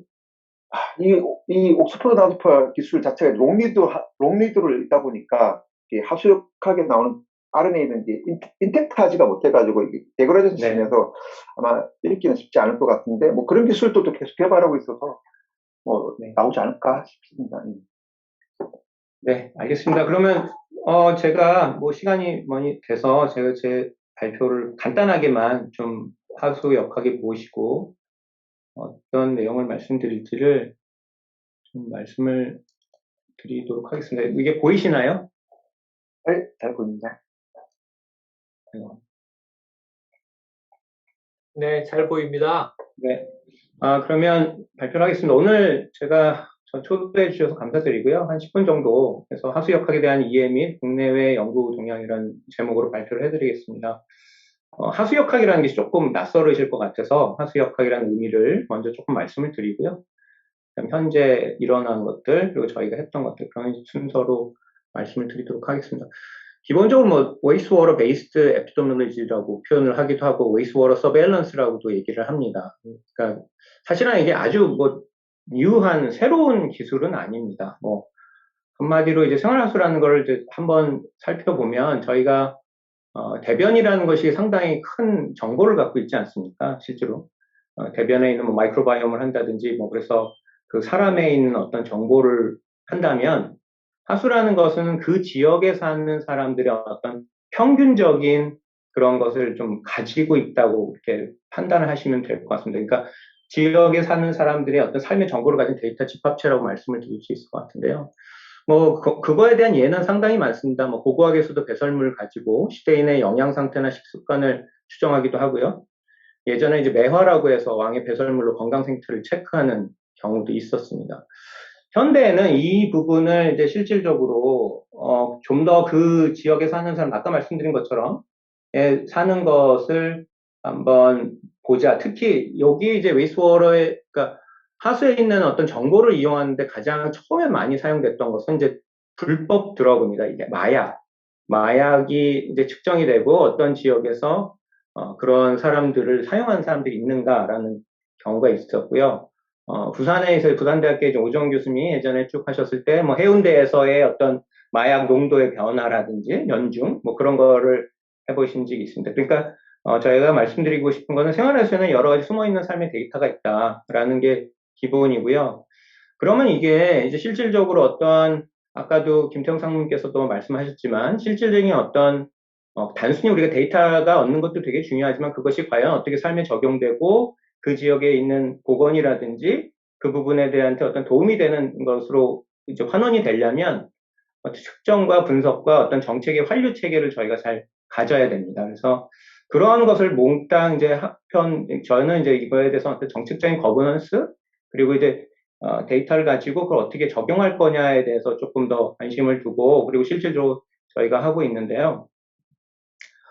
실제로 이제 아까 말씀드린 것처럼 하수 기반을 통해서 역학을 통해서 얻을 수 있는 데이터는 상당히 많습니다. 아까 얘기한 것처럼 항생제일 수도 있고요, 아니면 우울증 약일 수도 있고요, 아니면 당뇨병일 수도 있고요, 아니면 파이버 같은 거를 통해서 이 사람들이 얼만큼 다이어트 관련된 것들을 제대로 하고 있는지를 확인하기도 하고요, 아니면 이제 지금 노로바이러스라든지 아니면 코비드라든지라는 걸 합니다. 그렇지만 이제 특히 이제 하수 역학은 코비드 때문에 많이 어떤 관심을 불러일으켰습니다. 첫 번째 이유는 이제 잠복 기간이 상당히 오래 있다는 것과 무증상 감염이 이제 일어날 수 있다는 거기 때문에 이제 그 기존에는 이제 약간 증상 기반을 통해서 이 사람이 있다는 걸 봤다면 하수에서는 이제 증상이 발현되지 않아도 바이러스가 존재하고 선제적으로 알 수 있는 그런 기회가 있거든요. 그러니까 바이러스 기반으로 먼저 측정을 하고 이 지역에 뭔가 사람이나 아니면 부분이 문제가 생길 수 있다는 걸 예보적으로 할 수 있다는 그런 장점이 있다고 말씀을 드릴 수 있겠습니다. 그래서 실질적으로 우리나라에서 이제 한 처리 하수를 우리나라가 상당히 이제 98% 정도가 공공하수 처리장에서 전국 국민의 하수를 좀 담당하고 있고요. 한 이제 시설 용량으로 뜨면 한 2,500만 톤이 나옵니다. 서울 같은 경우에는 대규모 하수처리장 4개가 있고요. 한 150만 톤. 그러니까 1,000만 되는 인구를 4개 하수처리장이 담당을 하고 있거든요. 그러니까 그 지역에 있는, 뭐 그렇게 볼 수도 있고요. 다양한 형태의 지역 주민의 생물학적, 화학적 데이터를 수집한다는 것이 이제 또 이제 하수가 어떤 하수처리장으로 와서 깨끗한 물로 만들기 전에 이제 관로를 통하게 됩니다. 관로에 이제 도달하기 전에 그 관로에는 이제 우리가 만약 어떤 사람을 특히 어떤 모니터링 할 거냐에 따라서 좀 달라진다는 수 있습니다. 무슨 말씀이냐면 예를 들어서 나는 요양병원에 있는 분들이 더 관심이 있다. 그러면 요양병원에 나온 관거에서 정기적으로 측정을 한다면 어떻게 보면 풀링된 샘플이라고 할 수 있거든요. 거기에 있는 분들의 한 100명이면 100명, 150명의 합쳐진 것을 우리가 측정을 하기 때문에 좀 스크리닝식으로 그분들 모든 전수조사하기보다는 전체적인 부분을 할 수 있기 때문에 그런 케이스가 있을 수 있고요. 해외에서는 뭐 이런 부분을 많이 지금 하고 있습니다. 중국이나 유럽연합이라든지 호주라든지 캐나다라든지 이 하수 역학이라는 부분도 사실은 미국이나 특히 호주 같은 경우 특히 팬데믹 디시스가 작년에 심했기 때문에 급속도로 많이 발전을 하고 거기에 대한 여러 가지 연구가 있었습니다. 가장 처음에 시작된 건 이제 네덜란드였고요. 네덜란드에서 아까 김태형 상무님께서 말씀하신 것처럼 과학자들이 거기에 대한 프라이머 인포메이션을 주고 나서 그러면 이걸 가지고 한번 하수에서 우리가 적용해보자 라는 걸 실제로 했었고 첫 확진자와를 봤고요. 그리고 그걸 이제 그 하수에 있는 어떤 지네틱 시그널이죠. 지네틱 시그널 강도가 환자 수하고 같이 증가하는 거를 확인하면서 이게 어떠한 얼리 워닝 시스템으로 우리가 확인할 수 있겠다라는 그런 걸 할 수 있었고요. 이거는 이제 미국의 뉴욕에 있는 하수 처리장의 어떤 데이터입니다. 초기 데이터인데 여기서도 보시는 것처럼 하수에 있는 나오는 것과 확진자의 수와의 어느 상관관계가 어느 정도 있다라는 걸 볼 수 있었고 실질적으로 이러한 데이터들이 단순히 미국이나 한 몇 개 케이스가 아니라 수많은 데이터가 이게 상당히 유효하게 사용될 수 있다는 것을 보여주었습니다. 최근 들어서는 사실은 제가 오늘 발표 중에서 가장 중요하게 생각하는 건 이겁니다. 그러면 누구를 선정을 하고 얼마만큼 자주 샘플링 하는 게 가장 핵심인데요. 사실은 그냥 사람으로 통해서 이거를 그냥 측정을 한다거나 뭐 이러면 아무래도 그 시간, 다시 측정을 하고 그거를 다시 돌리는 시간이 상당히 좀 부족하기 때문에 해외 같은 경우, 샌디에고 같은 경우는 아예 그냥 로봇을 만들어서 앞에다가 샘플링을 자동으로 하고 그거를 어떤 전처를 통해서 PCR, qPCR 해서 그거를 인포메이션을 하는, 그러니까 샘플링 주기를 훨씬 선제적으로 줄여가지고 그걸 대응하는 방법, 그리고 이제 AI를 이용해서 프리딕션이 어떻게 되겠다라는 것까지 진도가 나갔습니다. 자, 국내에서는 어떻게 해왔느냐라는 걸 잠깐 말씀드리면요. 실질적으로 이 부분에 대해서 뭐 제가 뭐 사실 포럼에서도 몇 번 얘기하고 했지만 뭐 지속적으로 제가 사실은 얘기를 많이 했습니다. 많이 하고 방송도 하고 했는데 그렇게까지 뭐 많이 나가진 않았고요. 저 같은 경우는 지금까지 한 5개 정도에 대한 어떤 샘플링을 좀 하고 있고 얘기하고 있습니다. 서울이랑 그다음 수원과 뭐 세종, 저희는 대학교 기숙사에 하고 있고 대구 처음에 있었고요. 그다음 진주에서 한번 한 케이스가 있습니다. 대구 하수처리장은 이제 처음에 이제 확진자가 처음에 집단 발생을 했기 때문에 그런 아이디어를 가지고 한번 코로나 바이러스를 측정해보자라는 걸 했고 실질적으로 그날 확진자가 발생하지 않은 날에도 하수에서 발견된 사례가 있습니다. 그래서 이거에 대한 어떤 의의는 실질적으로 우리나라 하수에서도 코로나 바이러스를 측정할 수 있다. 실질적으로 그게 가능하고 뭔가 어떤 대응책을 만들 수 있다는 그런 거였고요. 이제 서울 같은 경우는 지금 저희가 계속 샘플링을 하고 거기에 대해서 하고 있는데 어느 정도 이제 저희는 이제 아까 4개 하수처리장 말씀드렸는데 그중에 하나에는 중랑 하수처리장에 있는 그런 그 카피수 농도와 실질적으로 확진자 수가 어느 정도 그래도 비슷하게 코릴레이션 하는 거를 좀 볼 수 있습니다. 진주 같은 경우는 조금 케이스가 다른데 이거는 이제 거기 있는 이제 방역관 분들이 뭔가 이제 하수역학이라는 거를 좀 적용을 해서 거기에 집단 감염이 있는 걸 막아보고자 저희한테 샘플을 보내셨어요. 그래서 사비로 보내셨는데요. 제가 그래서 그거에 대해서 정말 감동을 해서 몇 가지 샘플을 그냥 제가 다 공짜로 해서 그리고 이제 뭐 보내는 것들을 다 이렇게 실시를 했는데 한 군데를 7개를 보내주셨는데 한 군데에서 나와서 실질적으로 그거를 이제 거기를 한번 중점적으로 보시라고 말씀을 드린 적이 있습니다. 그래서 그쪽에 보니까 이제 장기 투숙자라든지 뭐 그런 지역들이었어요. 그 여관이나 모텔이 많은 지역이었거든요. 근데 이게 실제로 그 이후에 해봤을 때는 그쪽의 음성으로 나와서 하수나 이런 것이 다시 했을 때 뭔가 이렇게 좀 뒤에 말씀을 드리겠지만 상당히 이게 왔다 갔다 하는 어떤 체계적인 상황이 아니었기 때문에 좀 시간이 걸리고 거기에 대해서 대응이 좀 느려서 좀 아쉬웠던 그런 케이스였습니다. 지금 저희는 그래서 제가 이걸 쭉 1년을 넘게 하면서 아까 김우재 교수님도 말씀하셨지만 어떤 거버넌스를 통해서 시스템화하는 게 상당히 중요하다. 이게 학계도 되게 중요하지만 학교에서 측정하는 것도 있지만 그것을 어떻게 이용하고 누가 측정하고 누굴 대상으로 할 건지 그래서 그걸 어떻게 거기에 적용할 건지에 대한 그런 것이 정부화하고 아니면 거기 지자체에 있는 책 있는 분들과 일을 해야지만 이게 좀 더 효율적으로 활용할 수 있을 것 같거든요. 그래서 이제 세종보건환경연구원하고 같이 특히 이제 우선은 하는 것은 저희 기숙사에 있는 매뉴얼이나 샘플링을 하고 왜냐면 저희가 이게 한 7,000명 되는 저희 학생들이 있는데 그중 기숙사 사는 사람이 한 1,500명 됩니다. 근데 이것도 인력의 문제가 있어서 그렇게 많이 자주는 못하고 있는데요. 그런 거를 통해서 거기다 인포메이션을 준다든지 그리고 또 이제 코로나가 끝나고 나서는 뭐 다른 뭐 겁정 감염병이라는 것도 있으니까요. 그런 거에 대한 어떤 정기적인 테스트를 통해서 실수할 수도 있고요. 뭐 거의 마지막인데요. 그 하수내 변이 코로나 바이러스는 이제 실질적으로 몇 가지 케이스가 있습니다. 이게 상당히 제가 생각하기엔 상당히 중요하다고 생각하는데 뭔가 김태형 상무님께서도 말씀하셨지만 실질적으로 이거를 전수조사를 해서 뭔가를 한다는 건 상당히 어렵기 때문에 만약 하수에서 변이 바이러스가 이렇게 구분되어질 수 있다면 그것이 그냥 있는 어떤 아까 얘기했던 그냥 숫자뿐만 아니라 인펙티비티도 달라질 거고요. 거기에 대한 어떤 시그니피컨스도 달라지기 때문에 그런 부분이 이게 해외 사례가 있어서 우리가 과연 가능할까라는 것을 전에 말씀을 드리고 저희가 샘플을 보낸 적이 있습니다. 그래서 테라이젠하고 같이 했을 때 실질적으로 국내 하수에서도 변이 바이러스를 이렇게 유효하게 발견하는 경우가 있거든요. 그래서 이게 상당히 괜찮겠다. 물론 전에 얘기한 남아공이나 뭐 영국발이나 이런 바이러스는 변이는 아니었습니다만 그래서 지금 저희가 갖고 있는 샘플 같은 것들을 실질적으로 어떻게 지금 저희가 이제 그 임상에서 본 어떤 그 변이의 어떤 패턴과 가능한다면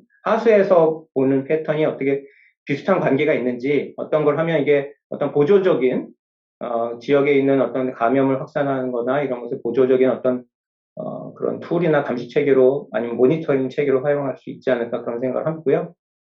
시사점은 뭐 그렇습니다. 기본적으로 저희가 하수를 통해서 코로나를 기억하고 추적할 수 있다는 것은 좀 가능한 것 같고요. 어떻게 보면 아까 말씀드린 것 변이 바이러스는 추적 방법이 전환이 활용 가능하다고 생각하는데 결국은 저는 이제 넥스트 스텝으로 봤을 때는 어떤 걸 할 거냐라는 부분은 이 부분을 시스템화해야 된다. 시스템화해서 평소에 어떻게 보면 우리가 필요로 하는 것, 지자체마다 또 보는 것들이 좀 다르거든요.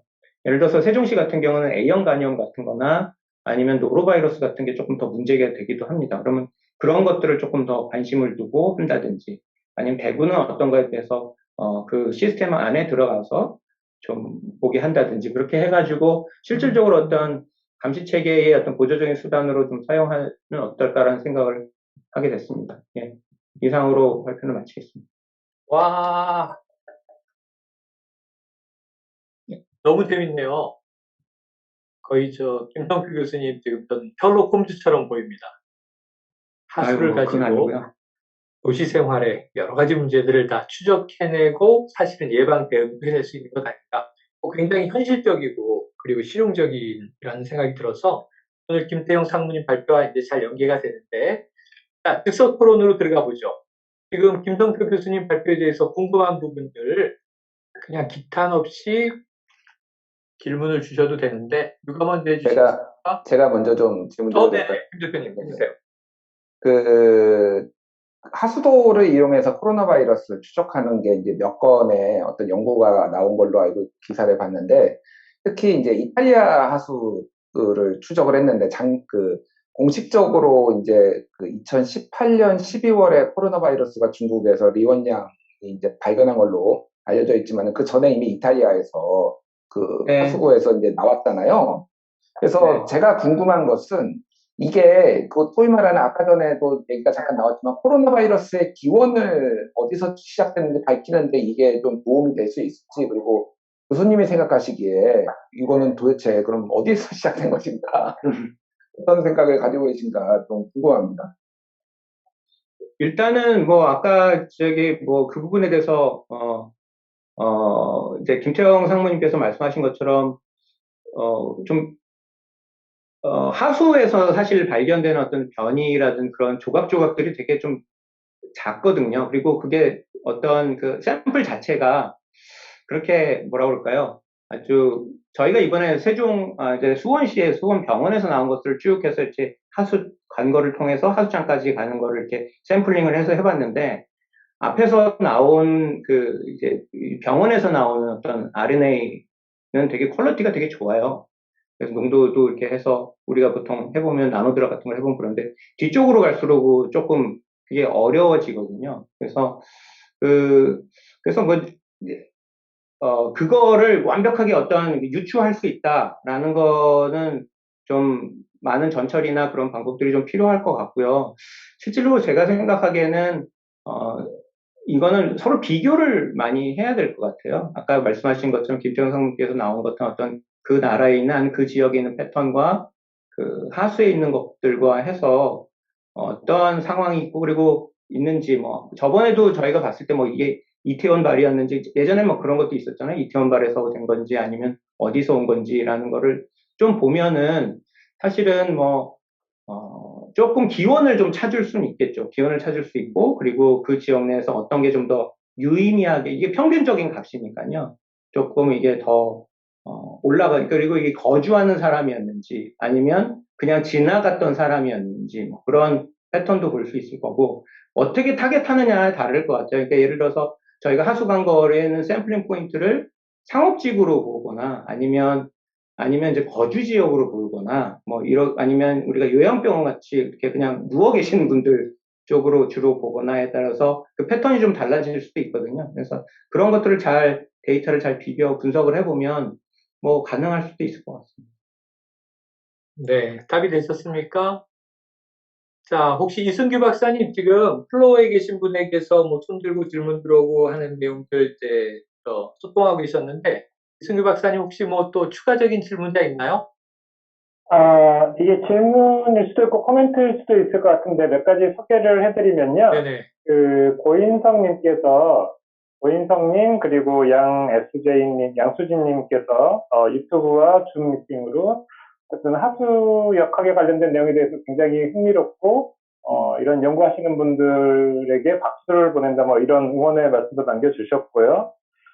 그리고 오늘 김태형 상무님 발제에 대해서 과학기술자 입장에서 팬데믹에 대한 다른 시선을 바라보게 돼서 그 부분도 감사하다고 말씀을 해주셨고, 박수재님께서 아까 토의에서도 좀 나왔는데 이번에 코비드를 경험하면서 팬데믹 관련된 유전체 분석에 관련된 게 잘 공유될 수 있는 방안을 희망하면서, 혹시 병원 진단검사과에서 나노코를 사용하면은 보다 쉽게 접근할 수 있지 않을까? 뭐 이런 내용을 조금 말씀을 해주셨어요. 여기에 대해서 혹시 뭐 이재학 교수님이나 아니면 김태형 상무님께서 말씀해 주실 게 있으실까요? 아까 김성표 교수님께서 이제 물어보신 그 퓨러시티 가능한, 현장에서 가능한 그 장비가 그 나노포화 장비이긴 합니다. 그래서 현재는 뭐 그걸로 이제 아프리카가 일어난 전 세계 어떤 지역이든 다 투입돼서 시퀀싱에서 데이터 올라오고 있고요. 그래서 뭐 근데 생각을 이제 고가라서 이제, 그리고 그 시퀀싱 퀄리티가 그렇게 좋지는 않아서 약간 실험실 공간이 없는 오지라든지 이런데 뭐 잘 활용하는 것 같고, 뭐 우리나라 같은 경우는 워낙 이게 연구소나 질병관리청 이런 데 장비를 다 갖추고 있어서 빨리 샘플만 보내면 아주 퀄리티 좋은 데이터로 바로 생산할 수 있는 체계가 있어서 그리고 병원들마다 이제 NGS 장비들이 다 갖추고 있거든요. 그 진단검사학과나 병리과에. 그래서 나노포화 장비가 굳이 뭐 없어도 우리나라 같은 경우는 뭐 가능하지 않을까 싶습니다. 예. 네, 이제 플로우 질문이 이제 공개되면서 자연스럽게 김태형 상무님의 발제, 이 변이 바이러스와 관련된 연구, 그리고 또 김성표 교수님의 발제, 하수역학과 관련된 자, 어떻게 좀 우리가 시스템으로 대응할 거냐 하는 문제가 다 좀 이제 섞인 것 같아요. 그래서 패널들도 좋고 또 혹시 플로우의 질문들을 이승규 박사님이 이제 대신 전해주신 방식도 좋고 종합 토론으로 자연스럽게 넘어가서 한 10여 분 정도의 마무리 토론을 하면 좋겠습니다. 자, 이제 편안하게. 유성길 박사님, 너무 경청 모드세요. 이 머릿속이 복잡하실 텐데 중요한 질문 하나 툭 던져주시죠. 네, 김성표 교수님, 잘 들었는데요, 발표 잘 들었는데요. 아까 이제 하수처리장 같은 경우에는,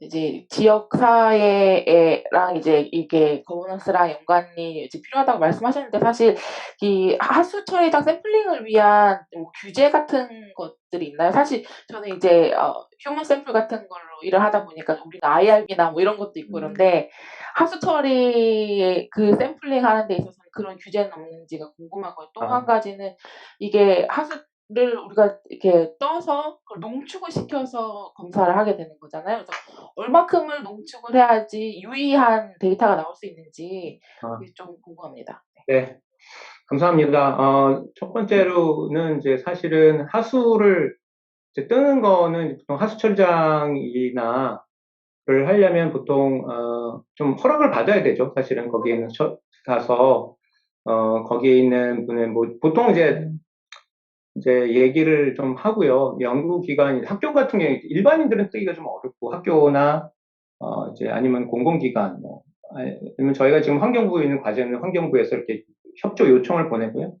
그런 다음에 이제 보통 저희가 이제 유입을 하게 됩니다. 그래서 뭐 그렇고 이제 아까 말씀했던 농축 과정은 이제 그 부분이 제일 아쉬운 부분이에요. 그게 무슨 얘기냐면 저희가 사실은 작년에 이제 코로나 바이러스가 생기고 나서 이제 과연 전체를 어떻게 할 거냐라는 부분이 이제 문제 대두됐죠. 뭐 센트리퓨즈를 할 거냐, 뭐 PEG를 쓸 거냐, 아니면 필터링 발식을 할 거냐라는 부분이 있었고요. 해외 같은 경우는 케이스가 많아서 그런지 우선 그게 딱 처음에 워터 리서치 파운데이션이라는 곳에서 긴급 어떤 리서치 펀드를 풀었습니다. 리서치 펀드를 풀고 각 연구자가 자기가 할 수 있는 거를 하게끔 이렇게 풀어놨어요. 그 방법론, 어떤 방법이든. 그래서 그 데이터를 그 거버넌스 하에서 여러 데이터를 수집을 하고 실질적으로 거기에서 조인하는 그룹들한테는 똑같은 하수 처리장, 특히 이제 LA 카운티에 있는 하수 처리장의 샘플을 그 지역에 다 보냈어요. 그러니까 인터 라이브러리 컴패리즌을 하게 되는 거죠, 결국은. 그래서 결국은 그 발표가 한 작년 4월부터 해서 그 느린 미국이 11월에 그 결과를 발표를 했습니다. 그래서 어떤 전처를 해도 그렇게 큰 차이가 없다. 그리고 플랫폼 자체도 qPCR이나 ddPCR이나 뭐 서프라이징하게도 별 그렇게 많이 차이는 없었다라는 걸 하면서 했는데 그 가운데 그렇게 되다 보니까 보통 지네틱 시그널을 하거나 아니면 몰킬로 해서 하는 회사들 있잖아요. 작은 회사들이. 그러니까 하수 처리에서 어떤 아까 말씀드렸던 부분을 농축하고 하는 그 여러 기법들을 자기는 제품화했어요. 제품화해서 그걸 출시했습니다, 지금. 많은 회사들이. 그래서 처음에는 우리가 1리터 500ml부터 시작을 했는데, 실질적으로 저희가, 민간 회사에선 150ml 정도, 작은 양 150ml인데도 그게 가능합니다. 그러니까 그 나름의 노하우를 벌써 다 있어요. 회사별로. 그 경쟁이 있어서. 근데 안타까운 거는 우리나라는, 거기서 이제 핀트가 어긋나기 시작을 했습니다. 무슨 얘기냐면, 우리는 골든 룰이 없다. 스탠다드 메소드가 없는 상황에서, 그거를 하면은 좀 안 된다는 식의 좀 접근 방법을 가서 계속 방법론이 체계화 QA, QC를 하는 방법론을 갖춰줘야 된다는 시기에 대해서 그게 이제 지금 런칭이 됐어요. 아까도 뭐 이제 물론 이제 제가 이해합니다. 한국의 어떤 리서치는 예산, 인력, 뭐 법규라는 것이 좀 있어야지만 뭔가를 하기 때문에 기본적 예산이 없다는 이유로 여러 가지 이유로 그게 시작을 못하다가 이제 금년에 반영이 돼서 이제 하는 중이에요. 그러니까 벌써 1년에 벌써 그 텀을 늦게 된 거죠. 그래서 그 부분은 좀 사실상 어렵고요. 그래서 실질적으로 150ml까지 가능합니다. 그러니까 예전에는 한 8리터에서부터 시작을 했어요. 8리터, 1리터 500ml 했는데 이제 물론 비싸요. 거의 그거를 이제 커머셜한 걸 싸서 하려면 그렇지만 150ml 정도까지. 네, 고맙습니다. 지금 굉장히 흥미로운 또 이 플로우의 질문이 들어왔는데 채팅으로 김태형 상무님이 답변을 주셔서 그냥 읽어드릴게요. 자, 고인석 한국방송공사에 계신 분께서 오늘 플로우에 참여해 주셨는데 굉장히 타당한 질문이에요. 하수에서 코로나 바이러스가 측정되었을 경우 이러한 바이러스가 전파 가능성이 있는지 측정된 바이러스는 어떻게 처리하는지 묻고 궁금해졌습니다. 우리가 초기부터 이거 비말 전파다. 혹시 공기 전파 아니냐? 이게 만약 물을 통해서 전파되면 수인성 전염병이잖아요.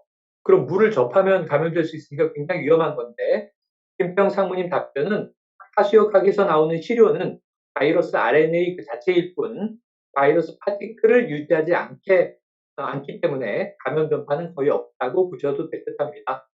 좀 안심되는 답변을 주셨습니다. 자, 혹시 이재갑 교수님 이제 후반부로 가고 있는데 네, 하수역학 포함해서 오늘 주에 더 주실 질문 있으세요? 사실 지금 요양병원 같은 곳에서 지금 이제 집단 발병이 있는지 집단 발병 안 하게 하기 위해서 지금 하고 있는 방법들이 이제 그 종사자들을 거의 이제 2단계인데 일주일에 2번씩 지금 코로나 PCR을 하고 있어서 그거에 대안으로 요양병원의 하수를 이제 빼서 거기서 PCR 양성면 유행이 있나 보다. 그러면 거기를 이제 전수조사를 하고 뭐 이런 식의 상황이 잠깐 논의되다가 요새 또 조용하기는 해요. 근데 그런 방법들이 가능할 것 같기는 한데 좀 어떤 그 가능성 그리고 또 우려들, 또 단점이나 이런 부분들이 있을 건지 좀 궁금해서요. 좀 답변. 제가 할까요? 예. 일단은 이제 제가 생각하기에는 이제 가장 우려라기보다는 그건 가능합니다. 왜냐하면 하수 이게 심지어 우리가 중량하수자는 150만 톤이거든요. 150만 톤이에요. 150만이 그러니까 약 4개로 나누면 한 250만 명의 하수가 들어오거든요. 그런데도 만약 우리가 지금 서울에 있는 인구가 지금 뭐 한 코로나 환자가 한 200명 수준이라고 하면 50명 정도 그냥 단순 계산을 했을 때 50명 환자가 있다고 보고요. 아니면 거기에 뭐 2배나 3배가 뭐 무증상이 있다고 만약 한다고 해도 100명 수준인데 100명에 대해서 약 한 250만 있는 거가 그렇게 다일루션이 돼도 이게 측정이 되거든요. 그러니까 풀링되는 거는 충분히 거기서 그러니까 특히 이제 요양병원 같이 정화조를 통해서 나온 것들은 더 순수하죠. 냄새는 더 납니다만 순수합니다. 그래서 그 부분을 측정하는 그 테크닉 와이즈는 전혀 문제가 될 건 없습니다. 다만은 이제 교수님 말씀하신 것처럼 문제는 뭐냐면 이게 어느 부처에서 할 거냐가 항상 고민이에요. 이게 이제 세종보건환경연구원은 그나마 좀 저희하고 이렇게 그러니까 이게 과에서도 이제 감염병 관련해서 하시는 분들이 있고 환경 쪽에 하시는 분들이 있어요. 그럼 이게 누구의 일이냐?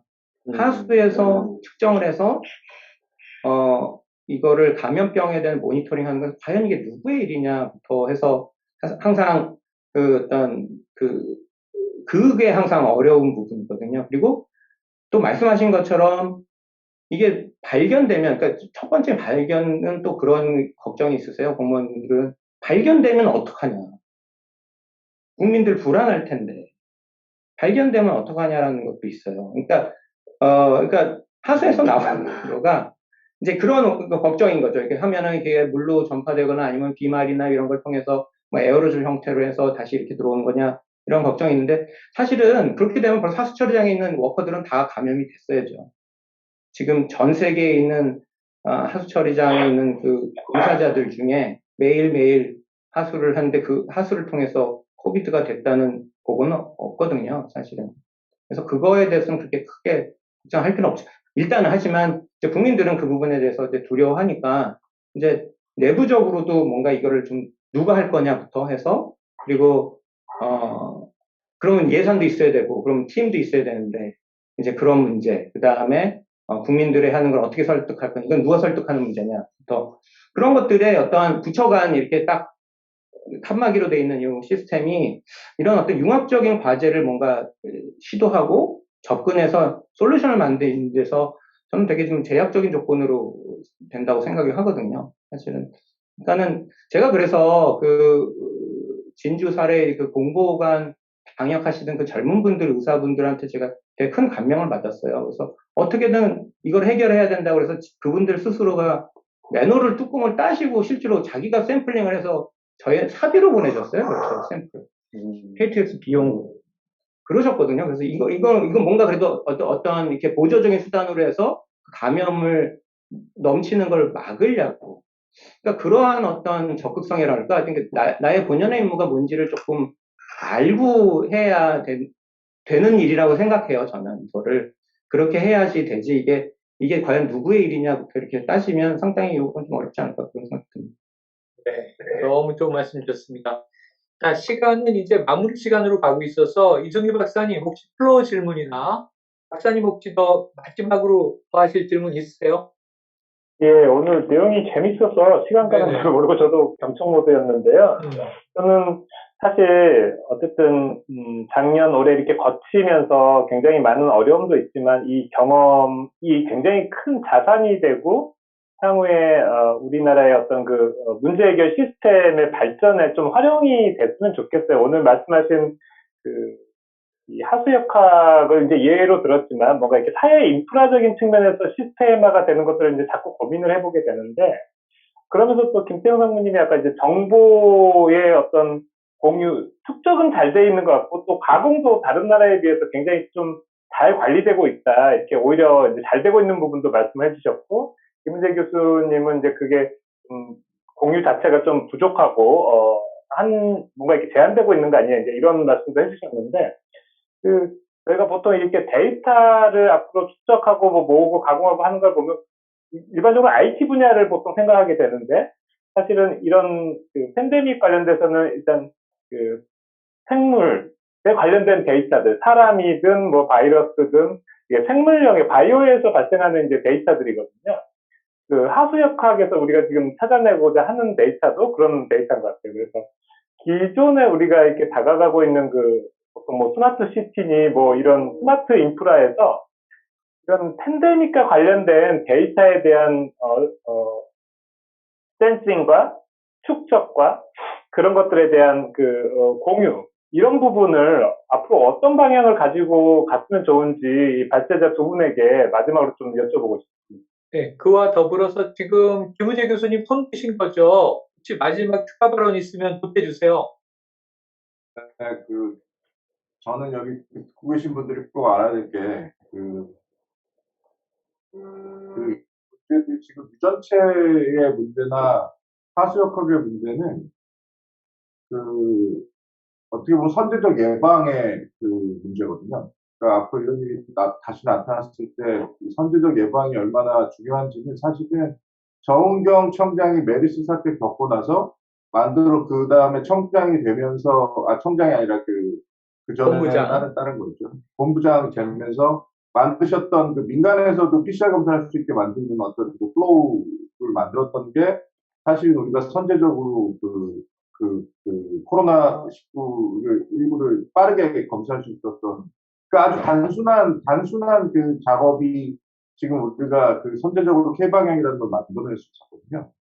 그러니까 이런 선제적으로 할 수 있는 일에 투자하는 거를 국가가 좀 아까우지 않았으면 좋겠습니다. 네, 돈을 좀 아까우지 않았으면 좋겠고요. 돈을 좀 많이 투자 미리 해놓으면 나중에 다시 이런 일이 생기지 않는 그런 얘기 좀 과학적으로, 선제적으로 네. 투자하면 될 일을 좀 우리가 함께 미리 준비하자. 이런 취지의 말씀 주셨고요. 자, 그럼 아까 이승규 박사님이 요청한 발제자 두 분 간단하게 답변 주시고 마무리하겠습니다. 저부터 할게요. 네. 그 박사님께서 이제 질문한 내용 중에 데이터 공유 측면인데, 초반에 보면 데이터가 이렇게 공개되는 패턴들이 보이는데, 확 공개했다, 공개 안 했다 이러는데, 보면 이제 언론에서 계속 이제 변종 바이러스다, 뭐 추물었다 이렇게 하니까 약간 이제 조심스러운 거죠. 제가 볼 때는 이제 그게 사실인지 아니고 좀 조심스럽고 이제, 근데 이게 과학적인 어떤 데이터고, 이게 뭐 그러니까 이제 그런 공격이 들어오더라도 과감하게 그냥 들어야게, 영국 정부는 그 변이 바이러스 막 들어와도 그냥 과학자들이 데이터를 내거든요. 그냥 이렇게. 그 난리가 났다고 해도. 근데 그게 빨리 그 영국만 변이 바이러스가 있는 건 아니거든요. 시퀀스를 많이 하니까 나오는 거죠, 이제. 그러면서 빨리 대처할 수 있었던 것처럼 우리가 이렇게 어떤 공격이라든지 이런 것들을 과감하게 떨쳐버리고 좀 이렇게 들어야 하게 정확하고 투명한 데이터를 더 많이 G세이드 같은 데 공유하는 사이트에 빨리 올려서 전 세계 어떤 기여도를 좀 높여가는 쪽으로 좀 이렇게 큰 마인드로 가면 어떨까, 좀 그런 마음이 있습니다. 유성표 교수님도 답을 보태주시죠. 네, 뭐 저도 김태형 상무님 말씀하신 거에 거의 동의하고요. 뭐 일단은 점점 세상은 복잡해지고 불확실한 것들이 많습니다. 그래서 뭔가 어떤 이제 예전의 모델 같이 어떤 부처 하나만 하는 그런 식의 해결책은 하기 어렵거든요. 그럼 융합적인 기술과 뭔가 새로운 거버넌스를 통해서 해야 되는데, 그게 과학적 기반적인 상식을 통해서 집단지성을 이용해서 뭔가 일을 해결하겠다는 중심에서 좀 하면 좋겠습니다. 여기 소독을 해야 돼가지고 제가 그냥 요 정도로 하겠습니다. 네, 고맙습니다. 자, 오늘 좋은 말씀 마무리되고요. 사실은 이게 시간이 모자라요. 90분을 하는데 조금씩 넘어가긴 하는데 회차별로 충분한 이 디베이트를 다 소화하지 못한다는 아쉬움이 모두에게 있습니다. 하지만 오늘도 클로징 해야 되고요. 다음 주에 대단원 5회 마무리 포럼만 남아있는데, 자, 이승규 박사님, 다음 주 포럼 소개해 주시죠. 네, 어느덧 이제 마지막 포럼만 남겨놓고 있는데요. 예, 다음 주 포럼은 저희 5번째 포럼이고, 발제는 김우재 뉴스톱 대표님이 과학기술은 허위 정보와 팩트체크에 어떤 영향을 미쳤나입니다. 그래서 재밌겠네요. 이 주제 자체가 죄송합니다. 죄송합니다. 저희가 이 주제는 아마도 전문가분들뿐만 아니라 일반 국민들하고도 관심이 굉장히 많은 주제일 것 같아요. 그리고 저희가 어떤 새로운 사회적 시스템을 고민을 한다고 한다면 같은 사회 구성원인 일반 국민들과 같이 고민을 해야 되지 않겠습니까? 그런 관점에서도 굉장히 의미 있는 주제일 것 같다라는 생각을 해봅니다. 네. 자, 다음 주 대단원의 맛답게 어마어마한 주제가 준비되어 있습니다. 정말 또 논쟁적인 주제라 관심 있는 분들 많으실 거고, 토론도 아마 활발하게 될 텐데, 자, 이렇게 해서 오늘 코로나19와 과학적 사회 포럼, 사회적 해결 포럼이죠. 네 번째 시간인데, 변이 바이러스 유행과 대응, 과학기술자는 어떻게 생각할까? 김태형 세라젠 바이오 상무님과요. 그리고 오늘 저는 굉장히 인상 깊었는데, 하수역학에 대한 이해 및 국내외 보상, 제목은 드라이겠지만 너무 흥미로운 내용을 또 김성표 고려대 환경공학과 교수님께서 발표해 주셨습니다. 자, 이 흥미진진한 토론을 뒤로하고 다음 주 금요일 정오 12시에 마지막 회차만 남겨두고 오늘 여기서 인사드립니다. 함께해 주신 오늘 발제자 패널 여러분, 또 참여해 주신 플로의 청중 여러분, 유튜브로 시청해 주신 여러분 모두 다 감사드립니다. 다음 주에 또 만나요. 고맙습니다. 수고하셨습니다. 수고하셨습니다. 다음 주에 뵙겠습니다.